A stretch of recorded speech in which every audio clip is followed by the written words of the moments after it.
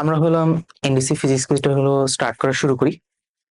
তো আমাদের হলো ফার্স্টে যেটা আসে সেটা হলো যে 26 সালের হলো যে নিউটনের মেকানিক্সে যে কোশ্চেনটা আসছে এনডিসি ফিজিক্সে সেটা সলভ করবো। So, 1 নম্বর কোশ্চেনটা একটু যদি খেয়াল করি সেটা হলো যে ভি ভেক্টরটা দেওয়া আছে, অ্যাঙ্গুলার ভেলোসিটি আর আর ভেক্টর দেওয়া আছে, এই দুটো ক্রস রিলেশনটা দিয়ে দেওয়া আছে।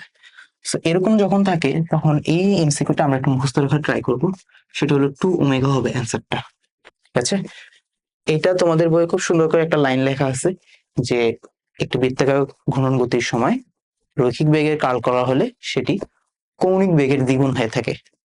আচ্ছা, এরপরে যদি আমরা একটু দেখি,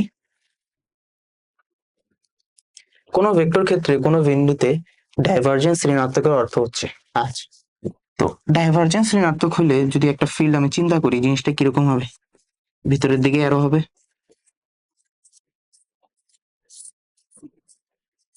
তাই না? যখন ভিতরের দিকে অ্যারো হচ্ছে তখন বিন্দু যদি ধনাত্মক উৎস হিসেবে কোনোভাবেই কাউন্ট হবে না। যদি আউটওয়ার্ড হয়, বের হয়, তাহলে ধনাত্মক উৎস। আর যদি বিন্দুটি ইনওয়ার্ড হয়, ঢুকে, তাহলে হবে ঋণাত্মক উৎস। তো এটা কি বাদ, বিন্দুটি সিঙ্ক হিসেবে গণ্য হবে। হ্যাঁ, এটাকে আমরা সিঙ্ক হিসেবে কাউন্ট করে থাকি। এটা আমাদের সিঙ্ক, এটি সিঙ্ক হিসেবে কাউন্ট হবে। বিন্দুটি ঋণাত্মক উৎস হিসেবে বিবেচনা হবে। হ্যাঁ হবে, ঋণাত্মক উৎস হিসেবে কি এটা গণ্য হবে। তাহলে অ্যান্সার কি হবে 2 ও 3। আচ্ছা, এরপরের স্লাইডে যাই।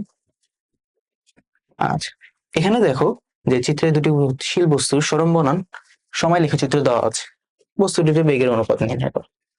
তো এখানে আমরা ফার্স্টে যেটা করব, এই যে S2 যেটা আর S1 যেটা, এই দুটোর ইকুয়েশন আমরা বের করব। আমি যখন S1 এরটা বের করব তখন দেখো এটা মূল বিন্দুগামী সরল রেখা, y is equals to mx, y বরাবর আমার s, x বরাবর আমার t। প্রথম যে রেখাটা এটা 45 ডিগ্রি কোণ করে, তাহলে m সমান কি হবে 10 45 ডিগ্রি। তো এটার সলিউশনটা যদি একটু করা শুরু করি, তাহলে আমার S1 এর জন্য y is equals to কি হবে mx হবে, তাহলে 10 45 degree into t। So S1 কি হবে জাস্ট t, 10 45 ডিগ্রি ভ্যালু কত আমাদের 1।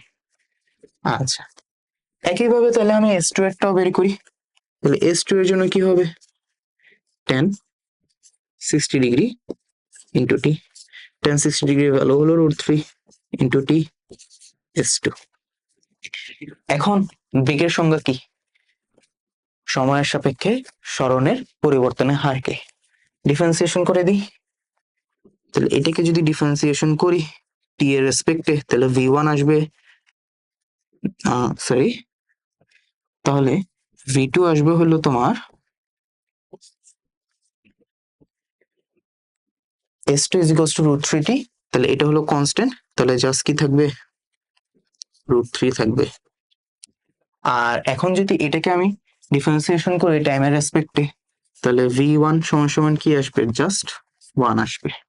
ঠিক আছে, আচ্ছা, এখন একটু খেয়াল করি, তাহলে v1 ডিভাইডেড বাই কি v2। সো v1 হলো 1, v2 হলো আমার √3। সেই তো answer done. So v1 by v2 কি 1 বাই √3। আচ্ছা, নেক্সট স্লাইডটা আমরা একটু খেয়াল করি। বলছে বস্তু দুটির আপেক্ষিক বেগ। এখান থেকে আমি যদি একটু খেয়াল করি যে v1 আর v2 যেটা আসছে, এই যেটা হলো v2, এটা একটা কনস্ট্যান্ট, এটাও কি একটা কনস্ট্যান্ট না? সো এদের মধ্যবর্তী ডিফারেন্সও তুমি যদি বের করো একটা সাপেক্ষে আরেকটা, ওইটাও কি হবে একটা কনস্ট্যান্ট হবে।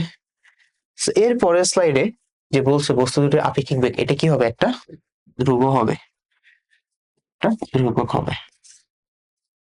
আচ্ছা, নেক্সট স্লাইডটা খেয়াল করি। এক ব্যক্তি তার গন্তব্যের অর্ধেক দূরত্ব v1 দ্রুতিতে এবং বাকি অর্ধেক v2 গতিতে অতিক্রম করবে। তার গড় দ্রুতি v1 এবং v2 এর মধ্যে সম্পর্ক কোনটি? তো এখানে যেটা করব, আমি ফার্স্টে আমি ধরে নিলাম যে লোকটা হলো টোটাল ডিস্টেন্স হলো x, তাহলে অর্ধেক দূরত্ব অতিক্রম করবে, তাহলে x/2, এতটুকু হবে x/2। অর্ধেক দূরত্ব অতিক্রম করে হলো v1 ভেলোসিটিতে, আর বাকি অর্ধেক সে অতিক্রম করে হলো v2 ভেলোসিটিতে। তাহলে আমরা কি জানি, s সমান সমান কি vt, t সমান সমান কি হবে s বাই v। তাহলে t1 কি হবে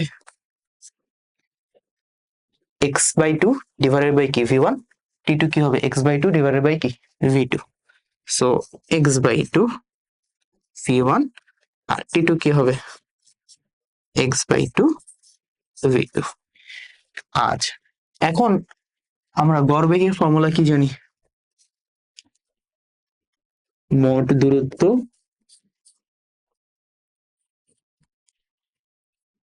ডিভাইডেড বাই কি মোট সময়।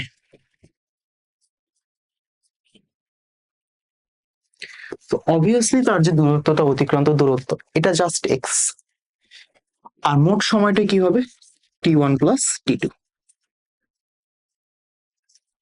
t1 কি আমার x divide by 2 v1, t2 কি x ডিভাইড বাই 2 v2।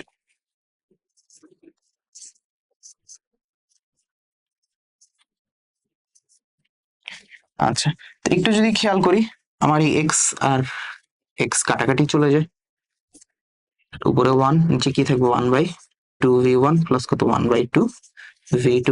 এখান থেকে 1 বাই 2 আবার কমন যায়, কমন নিলে তাহলে ওই পাশে উপরে পাঠাই দিই, তাহলে v ইজ ইকুয়ালস টু কি 2 1 বাই v1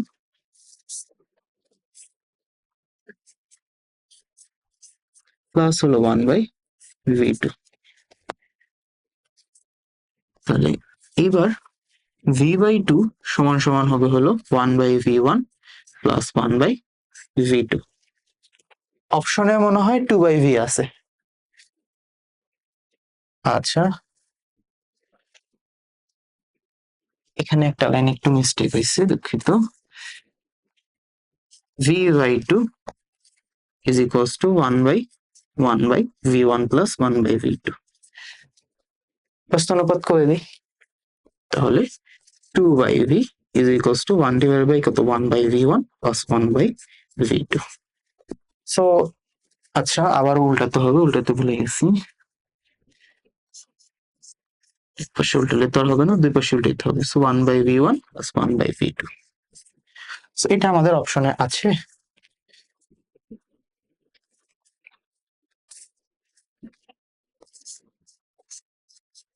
কিন্তু উল্টাইলে 2 by v আর ওই পাশে হবে 1 by v1 plus 1 by v2।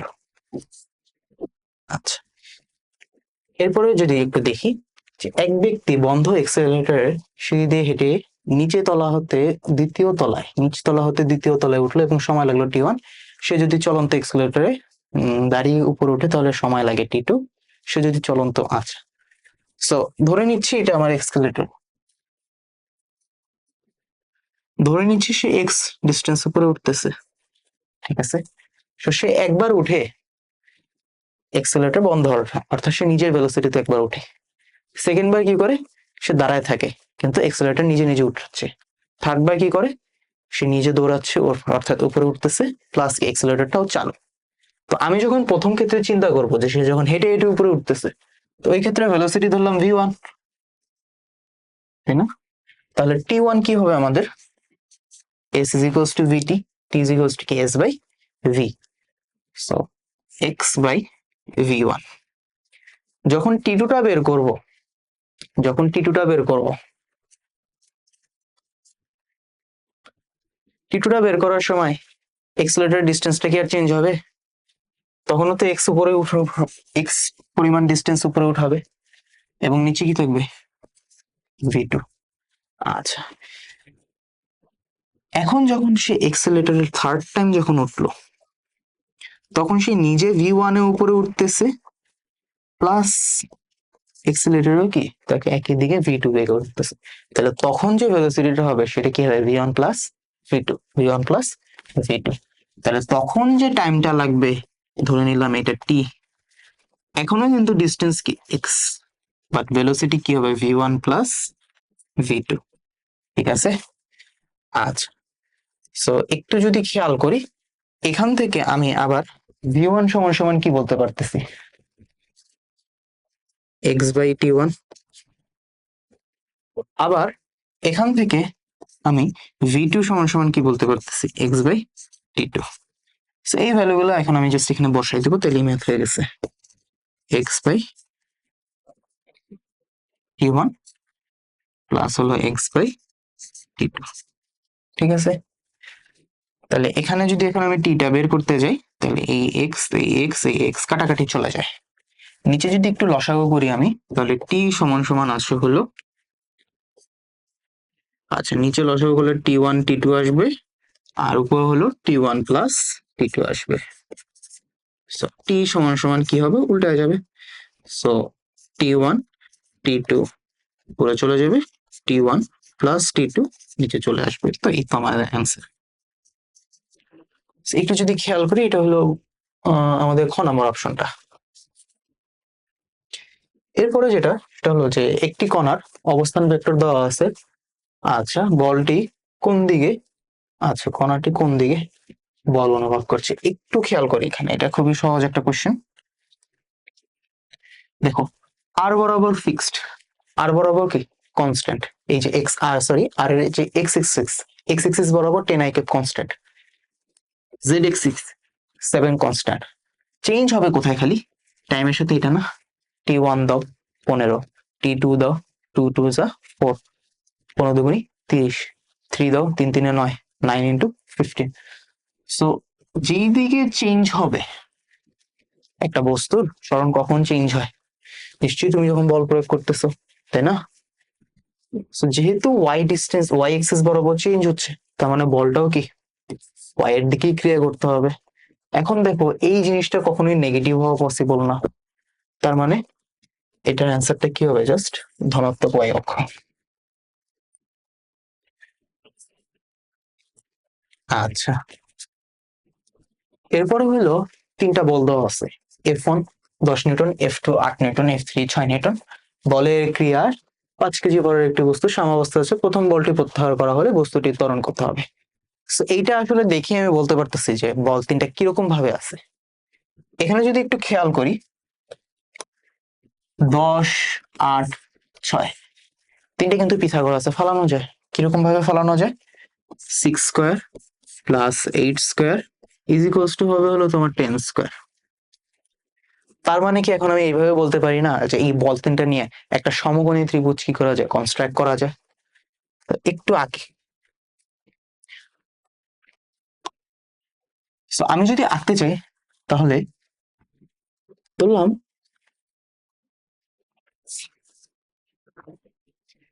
এটা আমার হলো 8 নিউটন বল, এটা আমার 6 নিউটন বল, এটাকে তাহলে কি হবে আমার 10 নিউটন বল। এবং ত্রিভুজ ল অনুসারে জানি বা ত্রিভুজ ল যদি খাটাই, এটা কিন্তু আমাদের সাম্য অবস্থায় আছে এখন। আচ্ছা তো ধরে নিলাম আমার বস্তুটা হলো এরকম আছে। এবার এই বিন্দুতে ধরলাম প্রত্যেকটা বল ক্রিয়া করতেছে, তাহলে 8 নিউটন যেটা সেটাকে প্রতিস্থাপন করে এখানে আনি, তাহলে একদম সরাসরি নিচে চলে যাবে। 8 নিউটনটা হলো ছিল আমার F2, 6 নিউটন এটা সরাসরি একদম ডান দিকে চলে যাবে, এটা হবে হলো আমার F1। আর 10 নিউটন যেটা সেটা কি হবে, ঠিক এই বরাবর যেটা। আচ্ছা এটা হবে হলো আমার F3, 6 নিউটনটা হলো F3, আর F1 10 নিউটন। প্রশ্নে বলছে তুমি 10 নিউটন সরায় ফেলছো, এটা নাই। এটা যদি না থাকে তাহলে কি F2 আর F3 বল ক্রিয়া করে। তো এদের মধ্যবর্তী কোণ 90 ডিগ্রি, এখান থেকে দেখা যাচ্ছে এদের মধ্যবর্তী কোণ কত, 90 ডিগ্রি। সো 90 ডিগ্রি হলে রেজাল্টেন্ট আর সমান সমান কি হবে, 6 স্কোয়ার প্লাস 8 স্কোয়ার পুরোটা উপরে রুট। সো আলটিমেটলি আর কত আসছে, 10 নিউটন আসছে। তোমার কাছে চাইছে ত্বরণ কত, সো নিউটনের সূত্র থেকে F সমান সমান কি এম এ।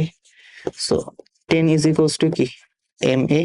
বস্তুর ভর বলে দিছে 5 কেজি। সো 10 সমান সমান কত 5 a। সো a সমান সমান কত 2 মিটার/সেকেন্ড/টু। আচ্ছা এটা এনডিসি কোশ্চেনে মোস্ট প্রবাবলি একটু মিস্টেক ছিল, টাইপিং মিস্টেক ছিল কোশ্চেনটাই, এটা খ হবে। ঠিক আছে, আচ্ছা তো নেক্সট কোশ্চেনে যাই। একটি মেশিন গান হতে প্রতিটি 10 গ্রাম ভরের গুলি 250 মিটার পার সেকেন্ড বেগে ছোড়া হচ্ছে। মেশিন গানকে স্থির রাখার জন্য যদি গড়ে 125 নিউটন বল প্রয়োগ করা হয়, তাহলে মেশিন গান হতে প্রতি সেকেন্ডে কয়টি গুলি বের করা হচ্ছে। সো এইটার যে সিম্পল ক্যালকুলেশন সেটা যদি চিন্তা করি, যে ধরে নিলাম আমার একটা মেশিন গান আছে,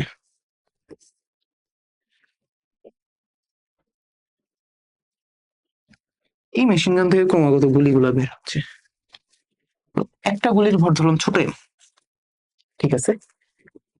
এখানে যেটা হচ্ছে যে ভরবেগের পরিবর্তন নিয়ে এখানে আমরা কাজ করব।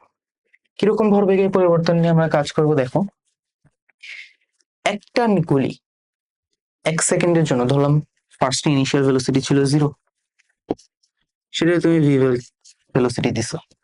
তো সময়ের সাপেক্ষে ভরবেগের পরিবর্তন হচ্ছে, তার মানে এখানে একটা বল কাজ করবে, তাই না? তো যখন মেশিন গান এদিকে ফায়ার করবে, এদিকে একটা রিকয়েল হবে, ওই রিকয়েলটা ধরে রাখার জন্য তোমাকে গড়ে 125 নিউটন বল দিতে হচ্ছে। বা ডান পাশের জন্য গুলির জন্য যে ভরবেগের পরিবর্তনটা হবে যে সময়ের জন্য, ওই সময়ের জন্য তুমি কি দিচ্ছ? 125 নিউটন বল দিচ্ছ। আমি যে জিনিসটা বলতে চাচ্ছি সেটা হলো, লাইনটা লিখি। লাইনটা হচ্ছে যে গুলি ধরলাম এনটা ছোড়া হচ্ছে, সো একটা বুলেটের জন্য এটা, এনটা বুলেটের জন্য এটা, ডিভাইডেড বাই কি টি ইজ ইকুয়ালস টু কি হবে? এফ হবে। এটাই তো সূত্র, ভরবেগের পরিবর্তনের হার কে আমরা কি বলি? বল বলে থাকি। তো এখানে টিটা কত বলছে আমাকে? যে প্রতি সেকেন্ডে, প্রতি সেকেন্ড মানে কি 1 সেকেন্ড। সো 1, বস্তুর ভর 10 গ্রাম, তাহলে 10 ইনভার্স 3, আর ভেলোসিটি হলো 250 ইজ ইকুয়ালস টু হলো 125। এখান থেকে হলো, এখানে একটা এন আছে, এনটা বের করবো। সো এনটা আসে হচ্ছে, ক্যালকুলেটর একটু নিয়ে নিই,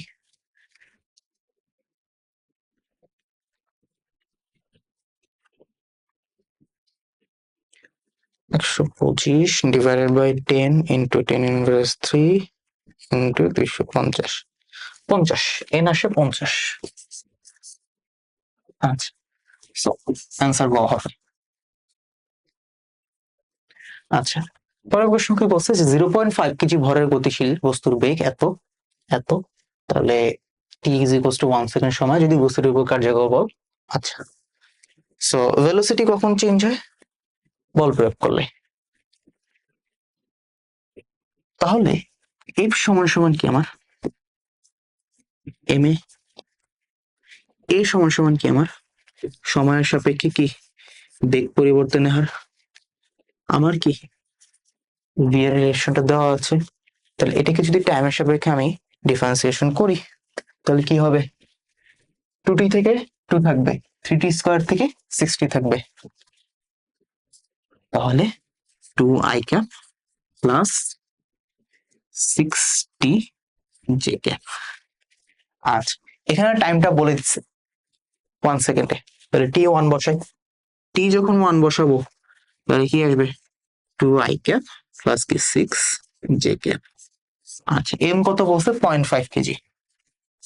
সো 0.5 কেজি এর সাথে মাল্টিপ্লাই করলে 2 1 হবে, আর 6 3 হয়ে যাবে, তাহলে আই ক্যাপ প্লাস কত 3 জে ক্যাপ। এফ দেওয়া আছে, আই ক্যাপ আসলে কি এক্স জে ক্যাপ। যেহেতু left side right side equal, তার মানে এক্স কে 3 হইতে হবে, এক্স কে 3 হইতে হবে। এই তো আমার অ্যান্সার। আচ্ছা, এটা ছিল হলো ওই বছরে যে এনডিসি কোয়েশ্চেনটা হয়েছে তার সিকিউ পার্টটা। সো বলছে তাৎক্ষণিক বেগ কাকে বলে? তাৎক্ষণিক বেগ হচ্ছে সময়ের ব্যবধান যখন শূন্যের কাছাকাছি হয়, সময়ের ব্যবধান শূন্যের কাছাকাছি হলে, সময়ের ব্যবধান শূন্যের কাছাকাছি হলে সরণ পরিবর্তনের হারকে তাৎক্ষণিক বেগ বলে। সময়ের ব্যবধান শূন্যের কাছাকাছি হলে সরণের পরিবর্তনকে তাৎক্ষণিক বেগ বলে। আর খ নাম্বার যেটা, যে ক্রিয়া ও প্রতিক্রিয়া লব্ধি শূন্য হয় না, ব্যাখ্যা করো। আচ্ছা, তো এখানে প্রথম যে জিনিসটা চিন্তা করতে হয় সেটা হলো যে ক্রিয়া ও প্রতিক্রিয়া দুটো ভিন্ন বস্তুর উপর ক্রিয়া করে। ফর ইনস্টেন্স, আমি যদি একটা বস্তুর কথা চিন্তা করি, এটা ধরলাম আরেকটা বিশাল একটা বস্তু পৃথিবী ধরলাম। এখানে তুমি যদি পৃথিবীকে বস্তু যে টানতেছে অভিকর্ষ বলে, এটাকে তুমি যদি এফ বলো, তাহলে এটা হবে আমার ক্রিয়া, যে পৃথিবী বস্তুকে টানতেছে। তাহলে এখানে প্রতিক্রিয়া বলটা কই? প্রতিক্রিয়া বলটা হবে এই বস্তুটা পৃথিবীকে ঠিক একই দিকে, সরি ডিফারেন্ট দিকে, উল্টা দিকে একই বলে টানতেছে। এটা হবে তাহলে প্রতিক্রিয়া বল। এটাকে আমি ছোট এফ দিয়ে এক্সপ্রেস করি। এখন এই এফটা কাজ করতেছে এর উপরে, এই যে এই এফটা কাজ করতেছে এই বস্তুর উপরে, এই এফটা কাজ করতেছে এটার উপরে। যেহেতু বল দুইটা, ক্রিয়া ও প্রতিক্রিয়া দুইটা ভিন্ন বস্তুর পক্ষে প্রক্রিয়া করতেছে, সেই কারণে আসলে কি লব্ধি কখনো কি শূন্য হয় না। ঠিক আছে। আচ্ছা,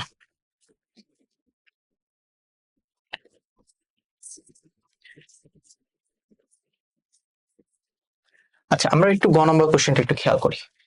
গ নম্বর কোশ্চেনটা কি বলছে যে ঘূর্ণনশীল অবস্থায় বস্তুর কেন্দ্রমুখী ত্বরণ বের করো। সো এখানে এই বস্তুটা ঘূর্ণনশীল আছে এইভাবে, ঠিক আছে।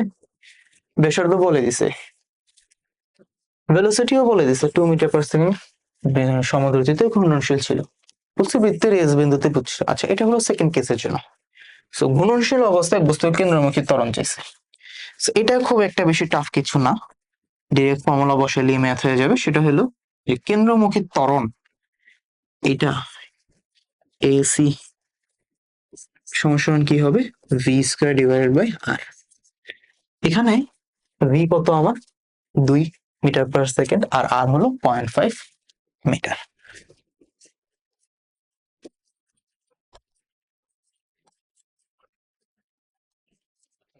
আচ্ছা, সো এসি হবে তোমার 2 এর উপরে স্কয়ার 0.5। আচ্ছা, সো এটা কত আসে, 4 ডিভাইড বাই 0.5, 8। কেন্দ্রমুখী ত্বরণ কত, 8 মিটার/সেকেন্ড/2। এটাই অ্যান্সার। গয়ে এমন একটা ম্যাথ ছিল না।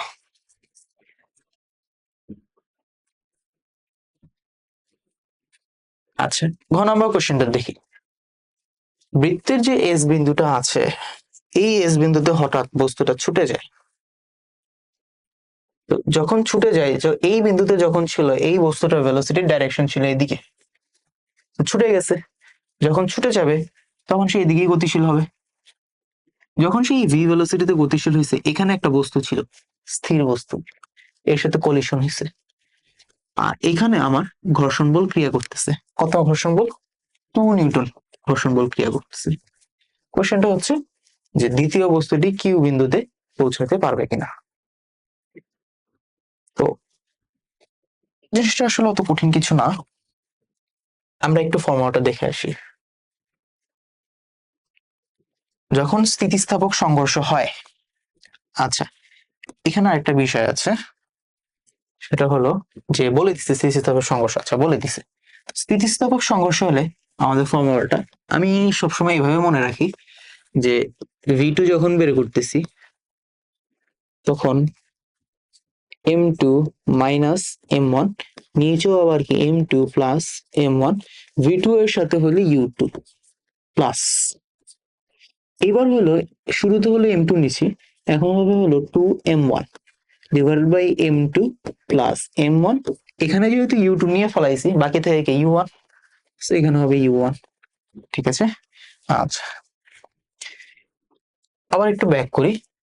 কিউ বস্তুর জন্য আমি v2 দিচ্ছি, পি বস্তুর জন্য আমি, আচ্ছা দুঃখিত, পি পয়েন্টে যে বস্তুটা ছিল এই সেকেন্ড বস্তুর যে বেগটা, এটাকে আমি v2 দিচ্ছি। u2 কিন্তু 0, কারণ বস্তুটা কি ছিল, স্থির ছিল। তাহলে u1 কি হবে, u1 কিন্তু এখানে 2 মিটার/সেকেন্ড হবে, কারণ এই যে এখান থেকে যখন সে ছুটে যাবে সে ভি ভেলোসিটি নিয়ে সামনের দিকে যাবে এবং ওই মান নিয়ে এসে সামনের দিকে যাবে। এখানে আসলে আমি মুখোমুখি বলে দিতে পারতেছি যে যেহেতু সমভরের বস্তু, যখন সমভরের বস্তু হয় এরকম কয়েকটা কেস আছে, 3-4টা। সমভরের বস্তু হলে বস্তুটা যখন সংঘর্ষ হয় বেগ বিনিময় করে। যেহেতু ইউ স্থির ছিল, তো সংঘর্ষের পর u1 v1 0 হয়ে যাবে আর v2 2 মিটার/সেকেন্ড হয়ে যাবে। তাও আমরা ম্যাথ করার খাতিরে একটু দেখি। আচ্ছা, এম হচ্ছে আমাদের 1 কেজি। সো এখানে যখন আমি ভ্যালুগুলো বসানো শুরু করব, এই পার্টটা 0 হয়ে যাবে, কারণ বস্তুটা স্থির ছিল। u2 কি ছিল? স্থির ছিল, সো 0। তাহলে আমার বাকি থাকে হলো এই রাইটের পার্টটা। দেখো, রাইটের পার্টে যেহেতু সমান ভরের বস্তু, তাহলে আমি কি লিখতে পারি? উপরে 2m লিখতে পারি, নিচেও কি 2m লিখতে পারি, ইন্টু কি থাকবে? u1 থাকবে। সো এখানে হলে এই 2 কাটা চলে যাচ্ছে, ও কাটা চলে যাচ্ছে। তো জাস্ট v2 সমান সমান কি u1, ডাইরেকশনও চেঞ্জ হয় না, একদম সেম ডাইরেকশনে এখানে চলছে। আচ্ছা, সো v2 তাহলে কি হবে? 2 মিটার/সেকেন্ড। আচ্ছা, আমাদের যে ডিস্টেন্সটা ছিল এখানে হলো 75 সেন্টিমিটার ছিল। তাহলে আমি এখন এইভাবে চিন্তা করতে পারি, আদি বেগ জানি, শেষ বেগ 0 ধরে আমি এসটা বের করব। ত্বরণটাও আমি এখানে বের করতে পারবো যে বিপরীতমুখী ত্বরণ কি ধরনের কাজ করতেছে। ওই ত্বরণটা ইউজ করে শেষ বেগ 0 ধরে এই, এবং আদি বেগ তো জানা আছে, যদি এস 75 সেন্টিমিটার থেকে বড় হয় তাহলে কিউ বিন্দুতে পৌঁছতে পারবে, যদি এস 75 সেন্টিমিটার থেকে ছোট হয় তাহলে কি কিউতে পৌঁছতে পারবে না। আচ্ছা, সো 2 নিউটন ঘর্ষণ বল ক্রিয়া করতেছে। তাহলে এফ সমান সমান কি আমার এম এ, 2 সমান সমান বস্তুর ভর 1 কেজি ছিল, এম 1 কেজি, তাহলে 1 ইন্টু এ। তাহলে এ সমান সমান কত হবে? 2 মিটার/সেকেন্ড ইনভার্স 2। এই এটা কিন্তু ভি এর এগেইনস্টে কাজ করবে, এই এটা কি ভি এর এগেইনস্টে কাজ করবে। সো এটা মাইনাস দিয়ে দিই যাতে পরে ভুল না হয়। তাহলে ভি স্কোয়ার সমান সমান কি ইউ স্কোয়ার প্লাস কি 2as। তাহলে v square minus u square divided by কি 2as সমান সমান কি, আচ্ছা, divide by 2a is equals to কি s। তো এই ক্ষেত্রে যেটা v2 ছিল এই ক্ষেত্রে সেটা আদি বেগ হবে, আর এই জন্য কি হবে? শেষ বেগ 0 হবে। সো 0 মাইনাস 2 স্কোয়ার হলো 4 ডিভাইড বাই 2 ইন্টু a হলো আমার 2 সমান সমান হলো s। আর এখানে একটা মাইনাস আসবে বিকজ এগেইনস্টে কাজ করতেছে। -4 ডিভাইড বাই কত? -4 ইজ ইকুয়ালস টু s। তাহলে s হলো আমার 1 মিটার। তাহলে এবার ক্লিয়ারলি দেখাই যাচ্ছে যে এস হলো আমার 1 মিটার। তাহলে বস্তুটা এই পর্যন্ত তো অনায়াসে আসতেই পারবে, তার মানে সে পি থেকে কিউ বিন্দু আসা তার জন্য কোনো বিষয় না। তার মানে কি বস্তুটি কিউ বিন্দুতে পৌঁছাবে।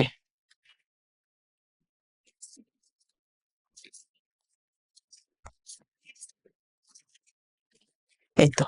সো 1 সালের কোশ্চেন করা শেষ। নেক্সট ইয়ারের কোশ্চেনটা আমরা একটু খেয়াল করি।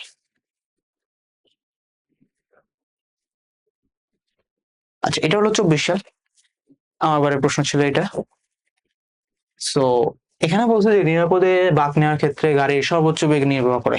আচ্ছা, সো এখানে যেহেতু ব্যাংকিং কোন বলে দিচ্ছে, একটা গাড়ি তো আর ব্যাংক করতে পারে না, হেলতে পারে না। কে পারে? রাস্তাটা হেলতে পারে। সো ধরে নিলাম আমার এরকম একটা রাস্তা ব্যাংকিং করা আছে, ধরলাম এটা থিটা, ঠিক আছে, এবং এখানে ধরলাম এই গাড়িটা এইভাবে আছে। সো এটার জন্য যে ফর্মুলাটা হয় ভি স্কোয়ার, এই ফর্মুলাটা দরকার নেই এখানে, তাও লিখে দিচ্ছি যে ভি স্কোয়ার সমান সমান হলো আর জি, উপরে সাইন, নিচে কস, উপরে প্লাস নিচে মাইনাস, এখন হলো আবার মিউ কস থিটা, নিচে হবে মিউ সাইন থিটা।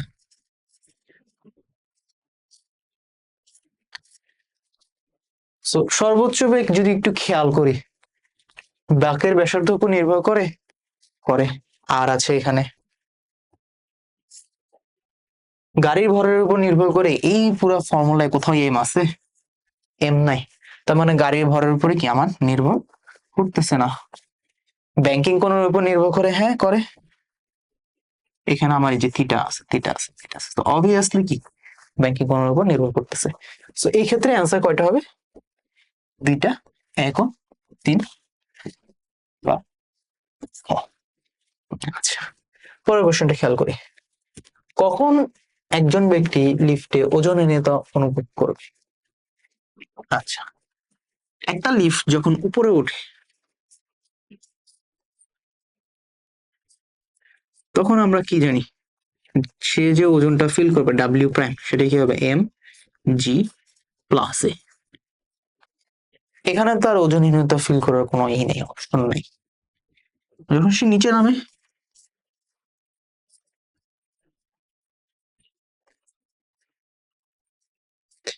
জি মাইনাস এ। এখানে যদি এটা জি এর সমান হয়ে যায়, যদি এ সমান সমান জি হয়,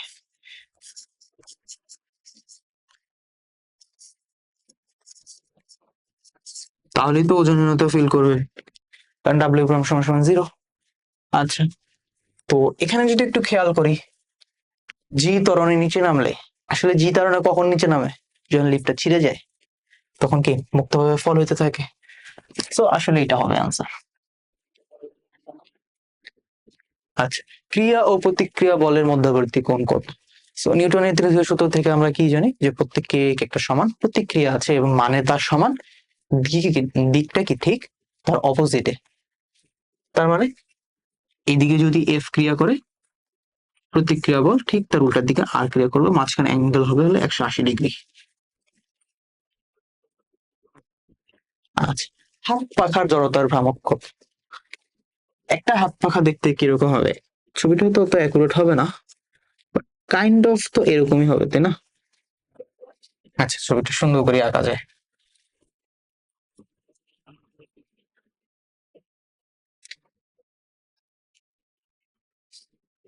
এই ধরলাম একটা বৃত্ত। আচ্ছা, কালারটা চেঞ্জ করে নিই। এই ধরলাম বৃত্তটা, এবং এখানে হইলো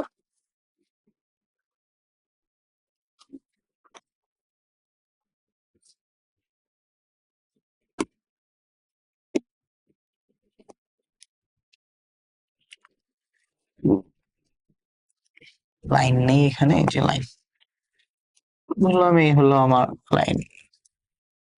আগেই বলতেছি অ্যাকুরেট না, বাট যদি খেয়াল করো একদম, যদি এভাবে আঁকা ট্রাই করি, যে হাত পাখাটা কাইন্ড অফ এরকমই থাকে, একটা বড় থাকে, পাখার মতো থাকে, একটা হ্যান্ডেল থাকে, ওটা ধরো, ধরে ঘুরাইতে থাকো, ঘুরাইতে থাকো, ঘুরাইতে থাকো। সো একটু যদি অপশনে খেয়াল করি, অপশনে কিন্তু খালি আর এর অপশন আছে, তার মানে আমার এইটার কাজ খালি, এই জিনিসটার কাজ, এই হ্যান্ডেলটার কোনো কাজ নাই। এটা কাইন্ড অফ এক্সপ্লেন করা যায়, কারণ এটাই তো আমার ঘূর্ণন অক্ষ হবে, তাই না? যখন আমি পাখাটা ঘুরাই, এভাবেই তো ঘুরবে, বা এভাবে ঘুরবে। So এটা কি আমার ঘূর্ণন অক্ষ? সো ঘূর্ণন অক্ষের উপরে কি হ্যান্ডেলটা পড়ে যায়, সো এটা অটোমেটিক্যালি বাদ যাচ্ছে, সমস্যা নেই। এই ক্ষেত্রে যদি চিন্তা করি, একটা যে পাখা থাকে, পাখার যে গোল অংশটা থাকে, এটাকে আমরা চাকতির সাথে তুলনা করতে পারি। চাকতির সাথে তুলনা করি, চাকতির সাথে যদি তুলনা করি, এই যে অক্ষটা, এটা কি চাকতির স্পর্শবিন্দুগামী। তো আমাদের যে ফর্মুলাটা আমরা জানা আছে, সেটা হলো যে একটা চাকতি যদি এরকম ভাবে থাকে, ওইটার যে কেন্দ্র, ওইটার কেন্দ্রগামী যে কোনো অক্ষের জন্য, যদি ব্যাসার্ধ আর হয়, আমরা আই কি জানি, এম আর স্কোয়ার বাই 2। এবার আমরা লম্ব অক্ষ উপপাদ্য জানি। So, আমি যদি লম্ব অক্ষ উপপাদ্য একটু চেষ্টা করি ইউজ করার, তো লম্ব উপপাদ্য কি বলে, যে I x plus I y is equals to কি হবে, আই জেড। সো এটা যদি আমি জেড চিন্তা করি, তাহলে এদিকে হবে হলো আমার আই এক্স, এদিকে হবে কি আমার আই ওয়াই। আরবিটারি দিয়ে নিচ্ছে, তো প্যারানোর কিছু নাই। যদি খেয়াল করি, এটা যেহেতু চাকতি, সব দিক দিয়ে তো ব্যাসার্ধ সেম, বা আমি যেটা বলতে চাচ্ছি এখানে, এই আই এক্স আর আই ওয়াইটা সমান হবে, আই এক্স আর আই ওয়াইটা সমান হবে।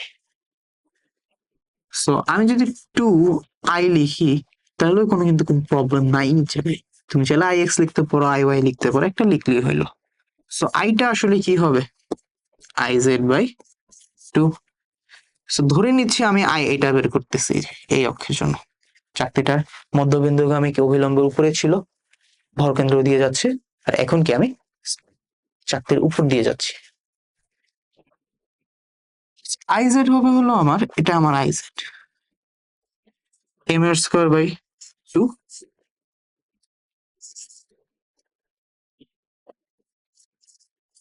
আর নিচে আগে থেকে একটা 2 ছিল, তাহলে একবারে লিখলে 4। কিন্তু আমার লাগবে তো এইটা, এই যে এই স্পর্শক বিন্দু নামে, ঠিক আছে, আমার লাগবে তো এইটা স্পর্শ বিন্দু নামে। সো এটার জন্য আমি যেটা ইউজ করবো সেটা হলো আবার যে ভর কেন্দ্রগামী অক্ষের সমান্তরাল কোন অক্ষের জড়তার ভ্রামক নির্ণয় করার যে ফর্মুলা। একটু যদি খেয়াল করি এই ডিস্টেন্সটা কি আমার আর, তাহলে আমার ওখানে আবার ফর্মুলা কি বলে, আই প্রাইম সমান কি বলবে, যে বস্তুর যে ভর সেইটা সাথে হচ্ছে ভর কেন্দ্রগামী অক্ষ এবং ওই অক্ষের যে সমান্তরাল অক্ষটা ওইটার মধ্যবর্তী লম্ব দূরত্ব প্লাস ভর কেন্দ্রগামী অক্ষের যে জড়তার ব্যাসার্ধ। সো এখানে জড়তার ব্যাসার্ধ m r square by 4। So বের করে ফেলি আই প্রাইম এইচ সমান সমান আর, so m r square plus হলো m r square divide by 4। এটা যোগ করলে আসলে হলো 5/4 এম আর স্কোয়ার। সো এই হলো আমাদের answer, 5/4 M r square. Next যদি খেয়াল করি যে একটি বস্তু জড়তা ভ্রামক নির্ণয় করে, আচ্ছা এটা একদম সোজা কথা, ঘূর্ণন অক্ষরের উপর, এখানে আর কিছুই বলার নেই, ঘূর্ণন অক্ষ চেঞ্জ হচ্ছে, জড়তা ভ্রামক চেঞ্জ হচ্ছে। আচ্ছা একটা অবস্থান ভেক্টর দেওয়া আছে, অবস্থান ভেক্টরের উপর প্রজেক্টর তল করলে তাহলে টর্কের মান কত, তাহলে টর্ক সমান আমরা কি জানি, আর ক্রস এফ। এটি কি আমার আর ভেক্টর, এটি কি আমার এফ ভেক্টর, ক্রস করে দিলে অ্যান্সার চলে আসবে। এটা এখানে আই জে কে, আর হলো 531, আর এফ হলো আমার -370, -370। সো করা শুরু করি। সো আই এর সাথে যেটা হবে 0 -7, একটা মাইনাস জে ইন্টু, আচ্ছা এদিকে এদিকে বাদ চলে যাবে, 5 ইন্টু 0 বাদ পড়ে যাবে -3, প্লাস কে এর জন্য যেটা হবে 5 7 35 মাইনাস -9।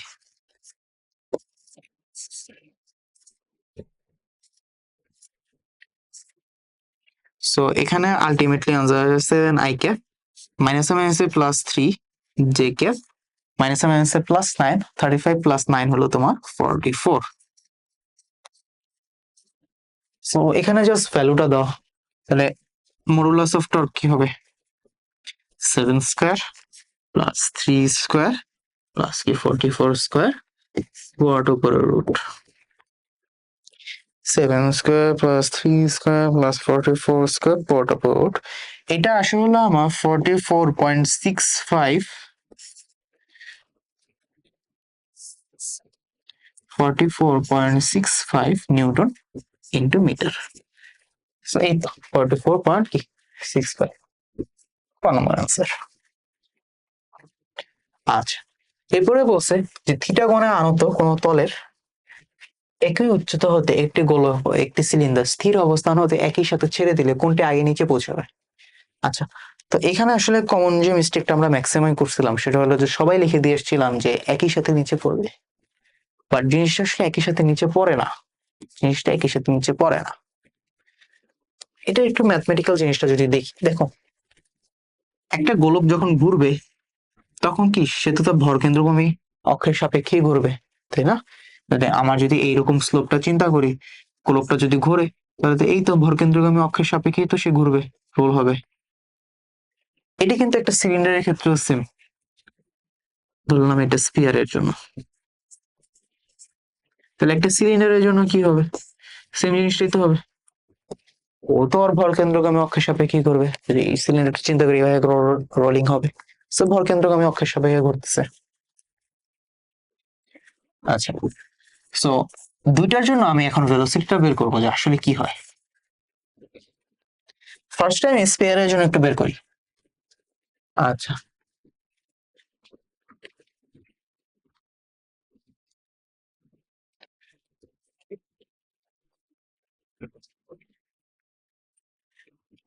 যদি গোলকের জন্য বের করি,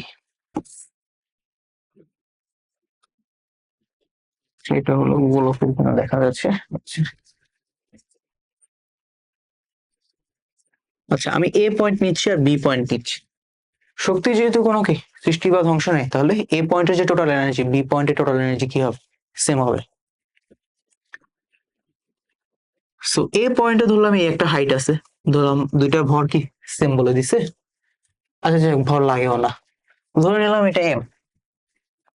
তাহলে এ পয়েন্টে বিভব শক্তি কি হবে, ই অফ এ কি হবে, এম জি এইচ। এবার ই অফ বি তে কি কি থাকবে, স্পিয়ারটা ঘুরতেছে, গোলকটা ঘুরতেছে, তাই ঘূর্ণন গতি শক্তি থাকবে, আর কি একটা রৈখিক গতি শক্তি থাকবে, লিনিয়ার লিনিয়ার কাইনেটিক এনার্জি। তাহলে ই বিতে হলো দুটো থাকবে, half M V square plus কি হাফ আই ওমেগা স্কোয়ার। ঠিক আছে। আচ্ছা, সো ই এ আর ই বি সমান হবে। সো যদি সমান হয় তাহলে এম জি এইচ সমান সমান কি half M V square plus কত half I omega square. So দুই সাইড দিয়ে হলো এম কাটা চলে যাবে। আচ্ছা আগেই না কাটি, আগে আরেক লাইন লিখে নিই। আচ্ছা, যেহেতু কিছু বলে দেয় নাই, তাহলে আমি নিরেট গোলক ধরে নিচ্ছি।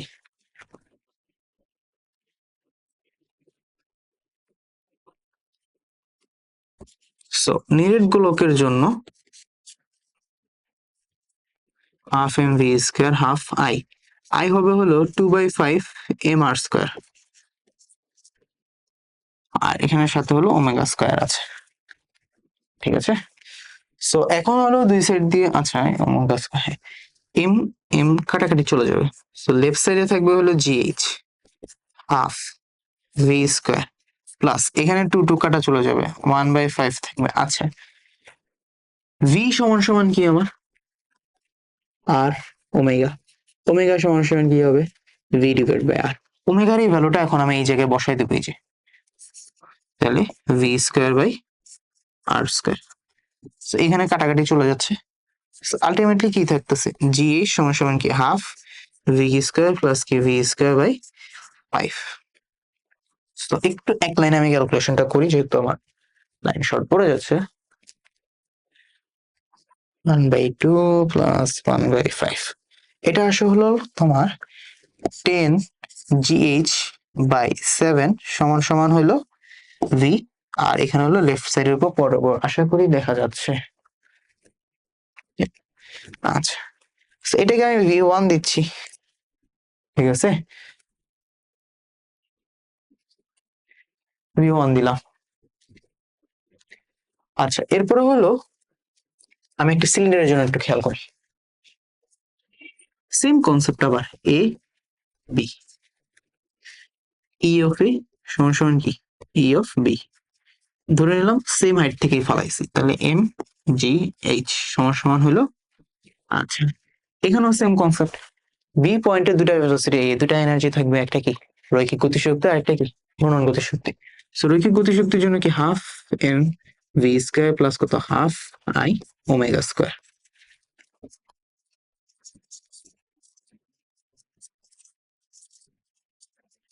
আচ্ছা, সিলিন্ডারের জন্য যেটা হচ্ছে সেটা হলো কি m r square by m r square by 2। আবারও একই কথা, ওমেগার ভ্যালুটা বসিয়ে দিই, সেটা হলো কি v square divide by r square. তো আবারও দেখো এখান থেকে এম এম এম কাটা চলে যাচ্ছে। সো লেফট সাইডে থাকতেছে জিএইচ, এখানে থাকতেছে ভি স্কোয়ার ডিভাইড বাই 2, আর এখানে থাকতেছে হচ্ছে আমার ভি স্কোয়ার বাই 4। সো 1/2 প্লাস 1/4, 3/4 আসে আমার। So 4 GH divided by 3 quarter of root সমান সমান হলো V2 দিয়ে এটাকে। এখন আরেকবার একটু খেয়াল করি, V2 হলো আমার 4 GH/3, এটা সিলিন্ডারের জন্য। V1 হলো আমার কত আসলো, আমার 10 GH। V1 আসছে হলো আমার 10 GH divide by 7 root over root. এখান থেকে আসলে একটু যদি খেয়াল করি, আমার 10/7 রুট ওভার 10/7 এতটুকু ভ্যালু হচ্ছে,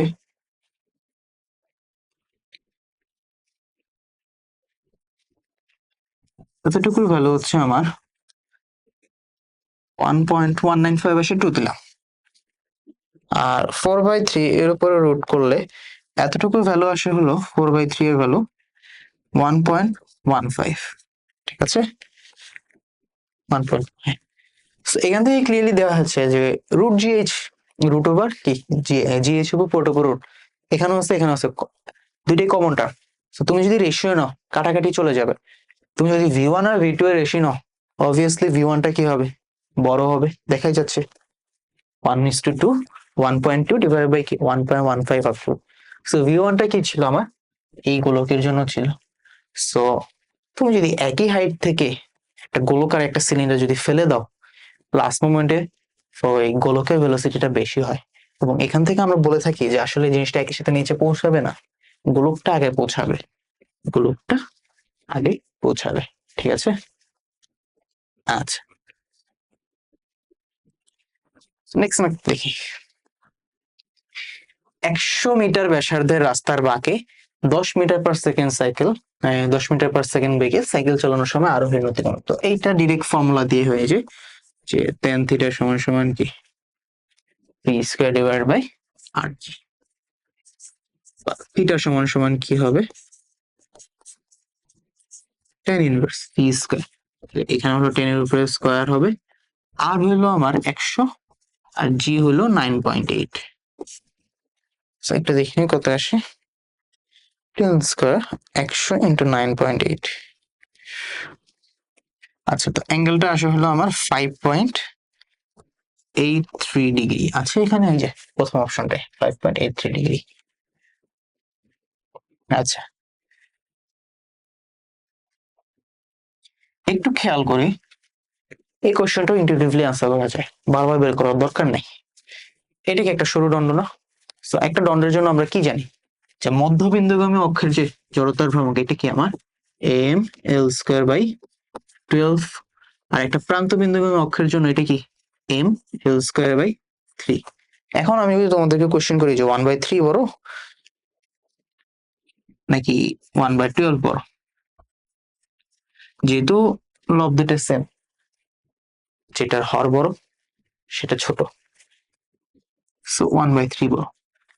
সো এখান থেকে সেফলি অ্যাজিউম করাই যায় যে আমি যখন লেফট থেকে রাইটের দিকে যাচ্ছি, মিডলে যাচ্ছি, জড়তার ভ্রামক কি হইতেছে, কমতেছে।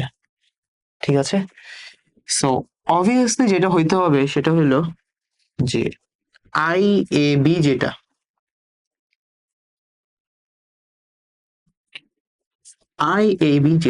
এটা অবভিয়াসলি কি ICD থেকে বড় হবে। আবার একই লজিকটা আবার খাটানো যায় যে আমি মিডল থেকে যত রাইট লেফটে যাচ্ছি জড়তার ভ্রামক বাড়তেছে, লেফট থেকে তাহলে যদি রাইটে যায় তাহলেও কি আবার জড়তার ভ্রামক বাড়তে থাকবে। আচ্ছা সাদা জিনিসে এটা দেখা যাবে না। আমি যখন মিডল থেকে লেফটে যাচ্ছি তখনও কি জড়তার ভ্রামক বাড়বে, এই যে দেখা যাচ্ছে মিডলে ছিল 1/12, লেফটে আসছে 1/3। একই লজিক আবার বলতে পারি, তাহলে মিডল থেকে যখন রাইটে যাব তাহলেও কি জড়তার ভ্রামক কি বাড়তে থাকবে। তার মানে ICD লেস দেন কি হবে IAF। একটু যদি সাজাই তাহলে IAB সবচেয়ে বড় হবে, এরপরে হলো IEF আসবে, এরপরে হলো ICD আসবে। সো এটাই আমাদের হলো গ নাম্বারটা হবে যে ICD সবচেয়ে ছোট, এরপর হলো IEF, এরপর হলো কি IAB। আশা করি বুঝা গেছে, বারবার বের করার কোনো দরকার নেই। আচ্ছা পরে যেটা বলছে যে IEF কত, সো এটা আমরা বের করবো যে ভরকেন্দ্রগামী অক্ষের সমান্তরাল অক্ষের সূত্রটা দিয়ে। আচ্ছা, একটু যদি খেয়াল করি তাহলে আইইএফ, আচ্ছা এখানে না, আইইএফ সমান সমান আমাদের কি হবে, আই সিডি প্লাস ই। আচ্ছা, এম এইচ স্কোয়ার। এবার আমার সাথে একটু খেয়াল করো, এইচ এর পরিচয়টা কি, ভরকেন্দ্র থেকে ভরকেন্দ্রগামী অক্ষ থেকে এই যে অক্ষটা নিচে এদের মধ্যবর্তী লম্ব দূরত্ব এইচ। একটু যদি খেয়াল করি এতটুকু হাফ, তাহলে এতটুকু কি হবে, হাফ হবে। আবার এতটুকু হলো 1/8, তাহলে এতটুকু কি হবে, হাফ মাইনাস কি 1/8। এই যে মাঝখানে এই যে এতটুকু পার্ট কি হবে, হাফ মাইনাস 1/8।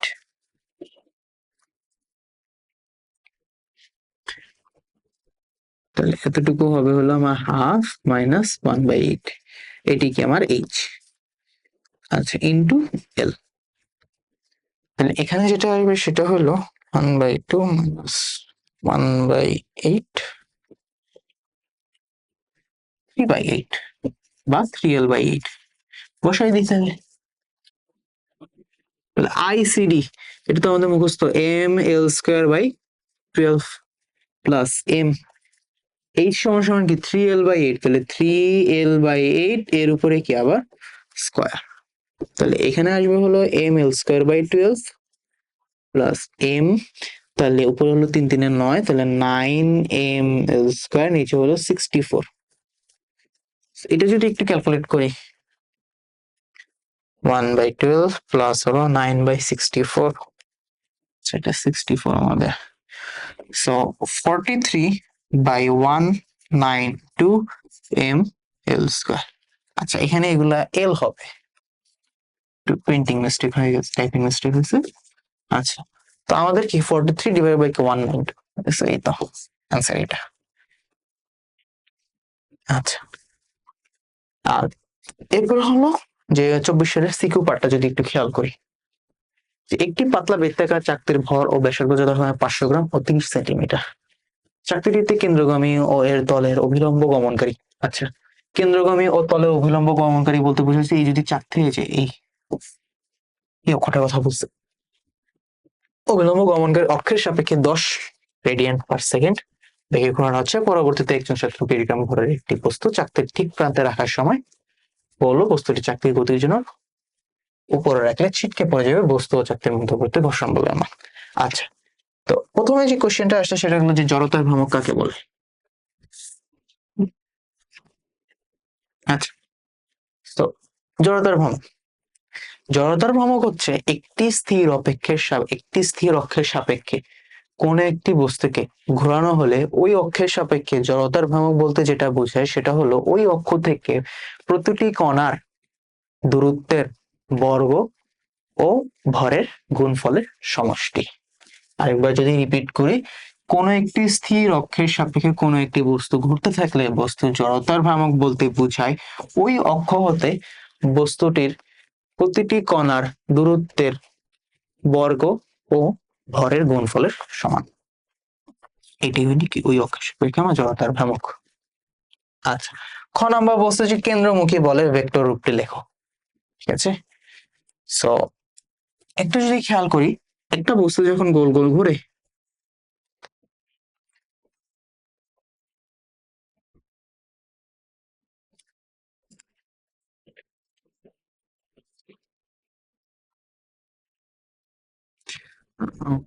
আমাদের একটা বস্তু ধরলাম,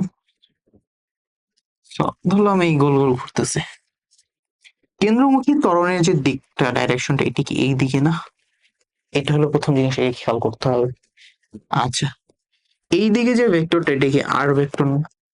এই যে কেন্দ্র থেকে, এই যে ধরলাম বস্তুটা এই যায় কেন্দ্র থেকে বাইরের দিকে, সেটাকে আমার আর ভেক্টর, এবং কেন্দ্রমুখী ত্বরণটা কি করবে, ভেতরের দিকে কাজ করবে। সো আমি যদি জাস্ট ভ্যালু নিয়ে চিন্তা করি তাহলে কি বলতেন, যে ওমেগা² আর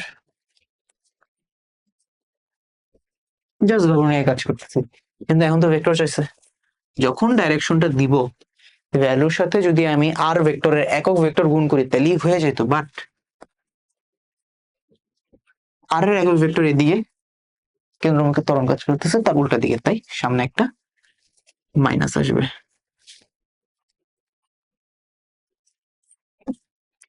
সো মাইনাস ওমেগা স্কোয়ার আর আর ক্যাপ। এখানে আর একটু মডিফাই যেটা করা যায় সেটা হলো, দেখো যে কোনো একটা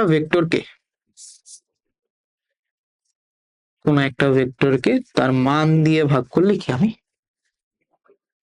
একক ভেক্টর পাই। এখানে কাটাকাটি চলে যাচ্ছে, বা মাইনাস ওমেগা স্কোয়ার আর এটা কি আমার কেন্দ্রমুখী ত্বরণ। সো কেন্দ্রমুখী ত্বরণের সাথে যদি আমি ম্যাস গুণ করে দিই তাহলে কি আমি কেন্দ্রমুখী বল পেয়ে যাব, মাইনাস এম ওমেগা স্কোয়ার আর ভেক্টর। এটা গেল হলো ওমেগার সাথে। আচ্ছা, ওমেগা না থাকলে এই ভি দিয়ে যদি আমি এক্সপ্রেস করতে চাই, ওই সেম লজিক আবার, যে এসি সমান সমান আমি কি বলবো, ভি স্কোয়ার ডিভাইডেড বাই আর। আমি এখন আর কে গুণ করলেই তো হয়ে যেত, বাট ডাইরেকশনটা কি উল্টা, তাই কি একটা মাইনাস দিতে হবে। এখন এসি চিন্তা করে থাকি, তাহলে minus V square divided by R, আবারও একই কথা, কোন একটা ভেক্টরকে, তো জায়গা নেই, আবারও একই কথা, যে কোন একটা ভেক্টরকে তার মান দিয়ে ভাগ করলে একক ভেক্টর পাওয়া যায়, বা v square divided by r square into কি আর ভেক্টর, এসি ভেক্টর। আচ্ছা, এখানে সামনে একটা মাইনাস ছিল, এখানে সামনে আর একটা মাইনাস ছিল, তাহলে এফসি কি হবে, জাস্ট ম্যাচ দিয়ে গুণ করে দেবো, minus m V square divided by কি আর স্কোয়ার আর ক্যাপ। সো এই একটা আর হলো এই একটা, দুইটাই লিখবি বা যেটাই লিখি দুইটাই কারেক্ট, কোনটাই ভুল নাই। আশা করি ক্লিয়ার। আচ্ছা, গ নম্বর কোশ্চেনটা বলছে যে বস্তুটির আকার পূর্বে চাকতির ঘূর্ণন গতিশক্তি বের করো। ঠিক আছে, সো এই ক্ষেত্রে আমি যেটা ট্রাই করব, যে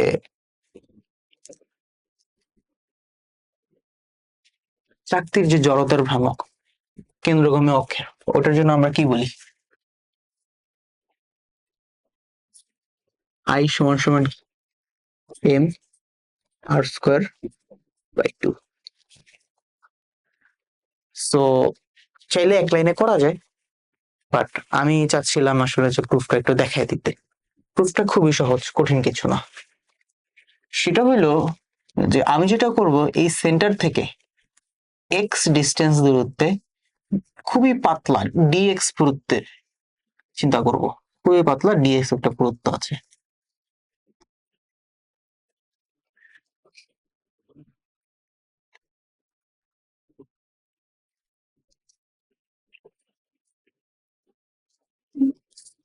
আচ্ছা, এবার এভাবে একটু চিন্তা করি, চাকরিটা তো 2D তে আছে, ক্ষেত্রফল আছে, এইটুকু রেডিয়াস হলো আমার বড় আর, তাহলে ক্ষেত্রফল কি হবে, পাই আর স্কোয়ার। আমি কি এভাবে চিন্তা করতে পারি না, পাই আর স্কোয়ারের ক্ষেত্রফল বা পাই আর স্কোয়ারের জন্য